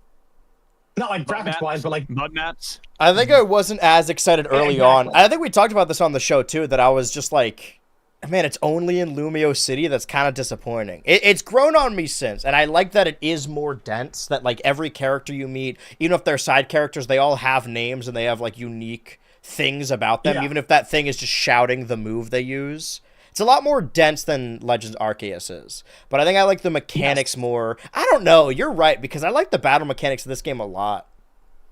I think this game has much better battling than Arceus, I think. I think it's a little bit more of a wet fart of an ending. Not like a bad ending. I think the ending of Arceus is better, actually. But I just think the overall package of ZA is better. I feel like Arceus kind of dragged on a little bit more. It did. It really did drag. Like, and I don't know if I'm remembering this correctly. I remember people were complaining about how long the ZA tutorial was, and I think it felt like Arceus was even longer. I think so. Well, it introduces you to a lot of mechanics and characters. It does, but and like, it doesn't do it naturally. I just feel padded. It's easier for ZA to do it because you are literally battling these people, whereas it seems like battles in Arceus are very secondary. So like Adaman and Irina and the rest of them. It's not a terrible battle system, but like it's very clear that the game is built around catching. Was built with catching, and ZA was built about battling. So it's like one is more a moment-to-moment action, and I will say I do think the catching in Arceus is more tense. I love how tense it can get. And I think also even the boss battles I think were a little better in Arceus. Like the sheer size of some of those Pokemon were like kind of crazy. Especially because I like the healing mechanic of ZA, but like if you do run away enough, you can just heal all your Pokemon again if you have the proper items. Yeah, true. The rest that I haven't ranked yet are the pilots from this year, the animated pilots, and the episodes of The Amazing Digital Circus. I could say individually that I like I like this one more than the gun one. And then I think I like the newest episode the most. But where do I put them? Are they all going to be put in the same spot? Well, Dan or Switchy, do you guys watch The Amazing Digital Circus? Have you seen the newest one? I haven't. Yes, I only seen the first episode. It's one of the shows that like it does. The hype is warranted. Not the exact audience it has, because the audience it has is like very like shipping focused and like serious lore. But this is what I was saying earlier, that like, you know, everyone's focused on, like you said, the Gravity Falls occasion of cartoons. But like this show is legitimately funny. Like I think Amazing Digital Circus is up there with very funny. Like the joke is that like, oh, it's Circus Has Been Smiling Friends is like the new Super Hulock, but like they run circles around Has Been. They're both legitimately funny. I think at times Circus is as funny as Smiling Friends. Yeah, I think that there are some really good moments in Circus. I'm also a little biased because the VA for Kane is like from the days of like old YouTube Alex gaming. Roshan. I should have said hi to him so at MomoCon. Yeah, was he at MomoCon? I love Alex. I love Alex so much. He's great. Like he's so good. Where's my God? I guess I'll put it in. It's also like I love the show and I hate the fandom, and honestly, normally that really like kind of sours my mood on shows, but it hasn't really soured my mood on Amazing Digital Circus yet. I feel like one, it's not fair to judge a show by its fandom, and two, this fandom is so absurd that it's kind of just funny that they exist the way they do. I agree to an extent. I think if the fandom is not actively intruding upon the show itself and the behind-the-scenes process, that's fine. But if it does, then I think that is fair. Yeah, but do you think that happens with Circus? Lest we forget the Voltron incident. I didn't watch past that first season, so I think I dodged a bullet anyway. And it's funny you said like the whole thing with the shipping thing. It's funny because of all this fucking debate that's happening today with Glitch is the new Disney. because they were like, hey, can you not make a dating sim of our characters? We don't really want that for a specific reason. And people are upset, even though the people making the game aren't upset. Yeah. And it's like, well, guys, who cares? Like, literally, it's still a show. Like, it bothers me when people get... I think headcanons are great. You can have your headcanons if you want. Yeah. Well, what's great about this last episode is they're kind of like, oh, your theories are wrong. Goodbye. Yes. I love that. It bothers me when people yell about headcanons like they're gospel. Like they're the Bible of the show. That's a lot of my issue with Has-Been as well. Is like the show is sort of like, it feels like fan fiction for a show that doesn't exist. And like whenever you say like, oh yeah, where, yeah, you're like, oh wait, where was this? Like everyone's talking about this character moment. Where was their character development? And the answer is like, well, the creator explains it in this podcast episode or like this speed draw. And I'm like, no. I'm saying where is it in the show? Which is nowhere. Yeah, that's, I don't like that. I'm just. Luckily, Digital Circus hasn't had that issue yet. I think everything has been very well played out. Oh, to the point where it's funny because I go back to the pilot. I'm like, wow, this is kind of ugly compared to like how it looks now. Yeah. It, like it's not a bad looking pilot, but like you notice all the design differences, and it's like, were her eyes always this small? Was she always this like weirdly proportioned? Like it's funny to go back and look at that. Yeah, because there's no way they knew it was going to be as big as it is. Yeah, I mean,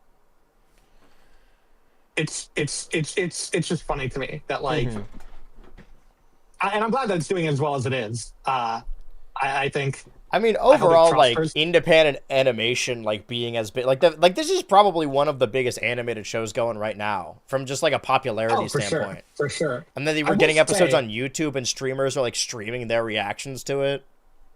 I will say, if I guess like District Pilot was good, didn't love it, and I really was not clicking with their other pilot either. I think that one. Yeah, I did not like... Yeah, I was going to say, like, as much as I said about online animation, indie animation, I don't feel a whole lot about these. I mean, I will say, I like Loki a lot. I'm glad that it came out. It's got a while to go, for sure. Project. Yes. For sure. I don't want to... Listen, like, you know... Yeah, listen, it's not S tier, but it's definitely... I think where the effort came from. Yes. I think I would put all of these in C, but probably at different spots in C. I think Loki is easily the best of those three, personally. Here's the thing, right? Like, you're right. Loki is, like, the most indie out of these. Like, it was just, like, crowdfunded and made. I actually can't see what that is. That's Homestuck. Oh, it's better than Homestuck. Here's the thing. I think Homestuck looks better than Loki IRL, but you're right. The deck is stacked. But that's also not fair. This has an entire animation studio behind it. Yeah. It's indie animation to the point to like the last point you can really look at it like that. Like it is indie animation in name, and it is indie animation, but there's a big asterisk on that. Yeah. Like I don't know if this is still true or not. I know it was true in the beginning. But they are an Australian company. So Studio Spindlehorse. A lot of funding from Australia. Yeah. That like it was posted on YouTube, and it is like an indie animated pilot. No, but I meant Glitch. Oh, okay, maybe. Well, it's the same thing that like the Homestuck. Both, yeah. Yeah, both. They both get that like. Well, yeah, but I'm not ranking these by which is the most indie. I'm excited the most about. Where's Indiana Jones? That's the most indie. Yeah, he got DLC this year. That. I'm excited to see where Loki IRL goes the most. Honestly, I think I disliked Knights of Guinevere the most. It's just like a bad pilot. I agree too. Like I was already not a fan of the style of Owl House. I love the Owl House though.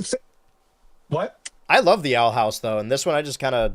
I mean, honestly, I wasn't even like. I think it's a good show, but I also think I have a lot more hiccups with Owl House than the average Owl House fan.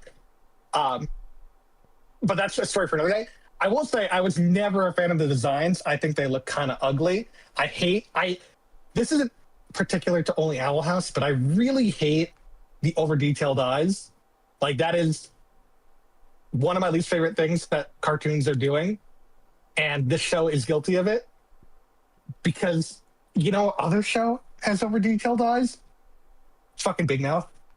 Is that I as a fan of the Owl House, I really did love the Owl House. I didn't love some pilots are either a pitch of the series, and that's what the Homestuck pilot is. It really is just like, this is what we can do.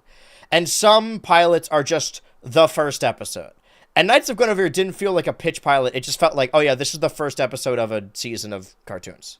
So I guess I liked it more than the Rick and Morty season. That's not true. I'll put it there. I don't think that. Okay, that's fine.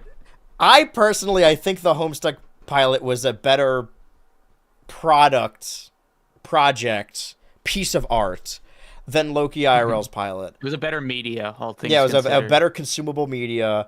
I can agree with that, definitely. I think you are going to enjoy Loki more if you're a Rebel Taxi fan.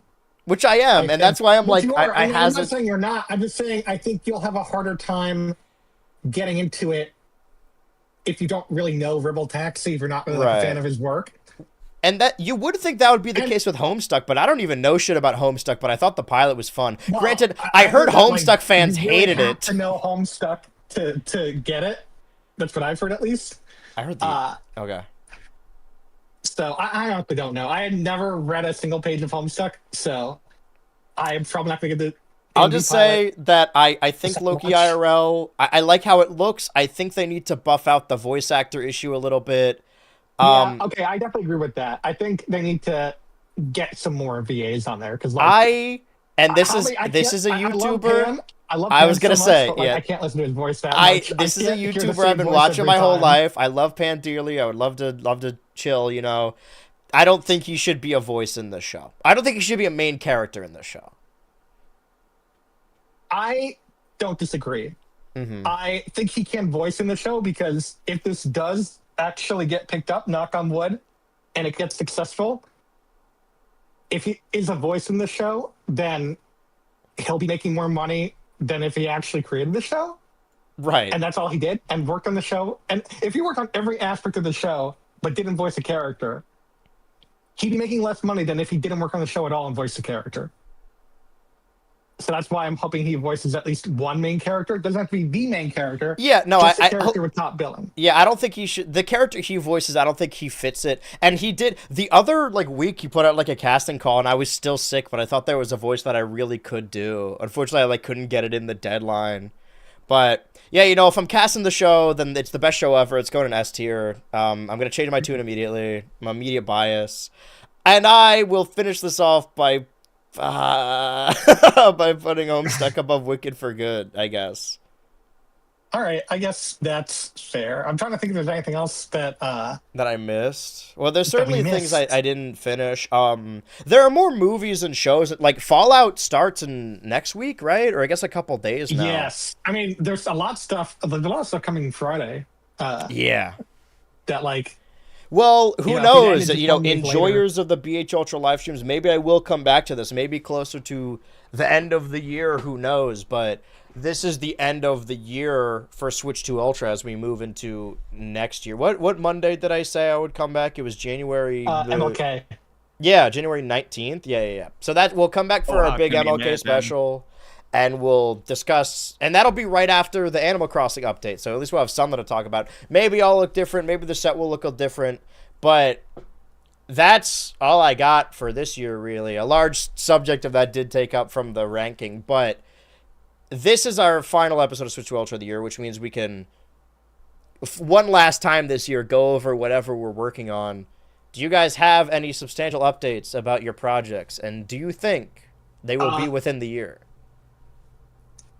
I hope Pocket Trail Island comes out before the end of the year, but it may. We got a couple days. Sure. Yeah. Mine will definitely not. Okay. I actually literally just decided to take the GRE a month ago, and that has been consuming all of my time. So I have not worked on this video in over a month. but starting tomorrow, production is going back to work on this. My hope is that I can get this out before February 22nd, because that's when the new season comes out. And it looks like I can, but like on the off chance I can't, I'll have something else planned. And then it's a shorter season, so I can figure out something else along those lines, and we can figure out something out with that. But I'm not going through another drought again. What's the longest period? Like without a video? Like a year, maybe. Okay. I've definitely seen and that's people. Not good at all. I've seen people do way larger. Yeah. But yeah, I mean, yeah. Today's Monday. I believe I will have a teaser for the December video coming out Wednesday. For sure, that'll be very specific that it has to be December 18th. I will get ahead of this right now. This is like fucking, Pokemon Sword and Shield at the E3. There will not be a musical awards episode or movies or otherwise in December. I can tell you now that the plan was to rent out an actual theater, because every video, it gets bigger and bigger, and I wanted to do it on an actual stage. But then everyone pulled out. I didn't hear anything back from any of the theaters, and I got sick around the time. So I think that is not an idea I'm shelving. It's an idea I'm like, maybe if I'm a little better off, maybe like once I get a little bigger, that's like a big project. Because every year I like to have like, not a big budget project, but like one that kind of pushes in the most pretentious way possible, pushes the medium of a YouTube video, I guess, that are just like stylistically interesting. And I guess I had like little bits of that in Robot Chicken and in the Total Drama Online one, and even the upcoming December one. But this video is very specific to December 2015, and that's why I did it now. So there's not anything musical. There will be, maybe I'll talk about, in a less scripted sense, talk about musicals in January like I always do. But I'm also working on, hopefully, the final installment of the Smash Ultimate series for the first quarter of next year. But that's currently what I'm working on. There will be a video out around Christmas season, and the teaser's coming out soon. It just won't be the musical one. I tried to get it in there. What's been your guys' favorite moment from 2025? Ooh, Switch 2 coming out. It's your favorite moment? I guess. It's a pretty good weekend. When I joined the podcast. Wow. You know what? Yeah. Oh, wait, are we going off of this show or just like of the year? Oh, I mean, I gotta think. I said this earlier. I thought the Brettafloss one was really cool. That's probably the height of the show so far. Pretty fun. But I'm excited about this show moving forward. Hopefully, we're gonna do a lot more dynamic things. A lot going into 2026, and hopefully, a better year for game releases. Even though this year wasn't that bad. I think this year was pretty good. Honestly, I think it's gonna be better than like prior to October. It was like, holy shit, we got like 3 games, and then all of a sudden we got a ton. It was very backloaded, like you said. Yeah. No, I mean, honestly, I think we're probably gonna look back at this year as being better than next year, at least in terms of like games that came out. At least, Nintendo. I will say, Mario Tennis is never a good indicator of the year coming forward. Is that January or February? Right? Is that February? That's February. That it has been a bit of a harbinger of the year. Mm-hmm. So, and everything else is a Switch 1 game, except for Duskbloods, I guess, or like Switch 2 editions. What about the Nitrom game coming out? Well, we don't know shit about MouseWorks. We just know that they are working on it. I thought it was going to come out this year. Bradley the Badger or whatever. Big game. We still haven't gotten, I don't know, Switch, I don't know if you are a fan or not, but we still have not gotten Layton at all. Oh, yeah. And where the fuck is Layton? I didn't even know that if that series was still being made, honestly. It was shown off in the Direct, unless they like went out of business after the Direct. 2024. I forgot about that. It's been a minute. That's rough. Well, I'm gonna play. There's that pod racing game or that Star Wars racer. Hopefully GTA. Hopefully GTA is still coming out in the year. You never know. Probably a Gen 10 Pokemon game. And listen, guys, there's still time for Half-Life 3 to be announced. The year is not over yet. It still could happen. They announced it on Christmas. I was gonna say, knowing our luck, it'll be right after we go off the air. Things seem to get announced like the day after we're done recording a podcast. Mm-hmm. Like Tuesdays and Wednesdays, so we might see it soon, honestly.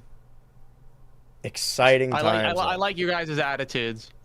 Yeah, well, if I keep saying it every week, eventually I'm gonna be right. And You're like, gonna be right one of these weeks. The Steam Machine comes out in what, like spring, maybe like March or something. So like, and we still don't have a price. Yeah, horrifying stuff. lot. Well, for this year, for the Switch 2, for the launch, for the directs, for the Mario anniversary, for all these shows, for fucking Netflix buying stuff, I have been your co-parent, BHultra. And I have been your co-parent, Switchy. And I've been your Funkle Dan. And for the final time this year, I'm hanging up the phone. I'm waking up to ash and dust. I wipe my ass and I slap my nuts. You guys hear this game? We didn't talk about Expedition 33 at all.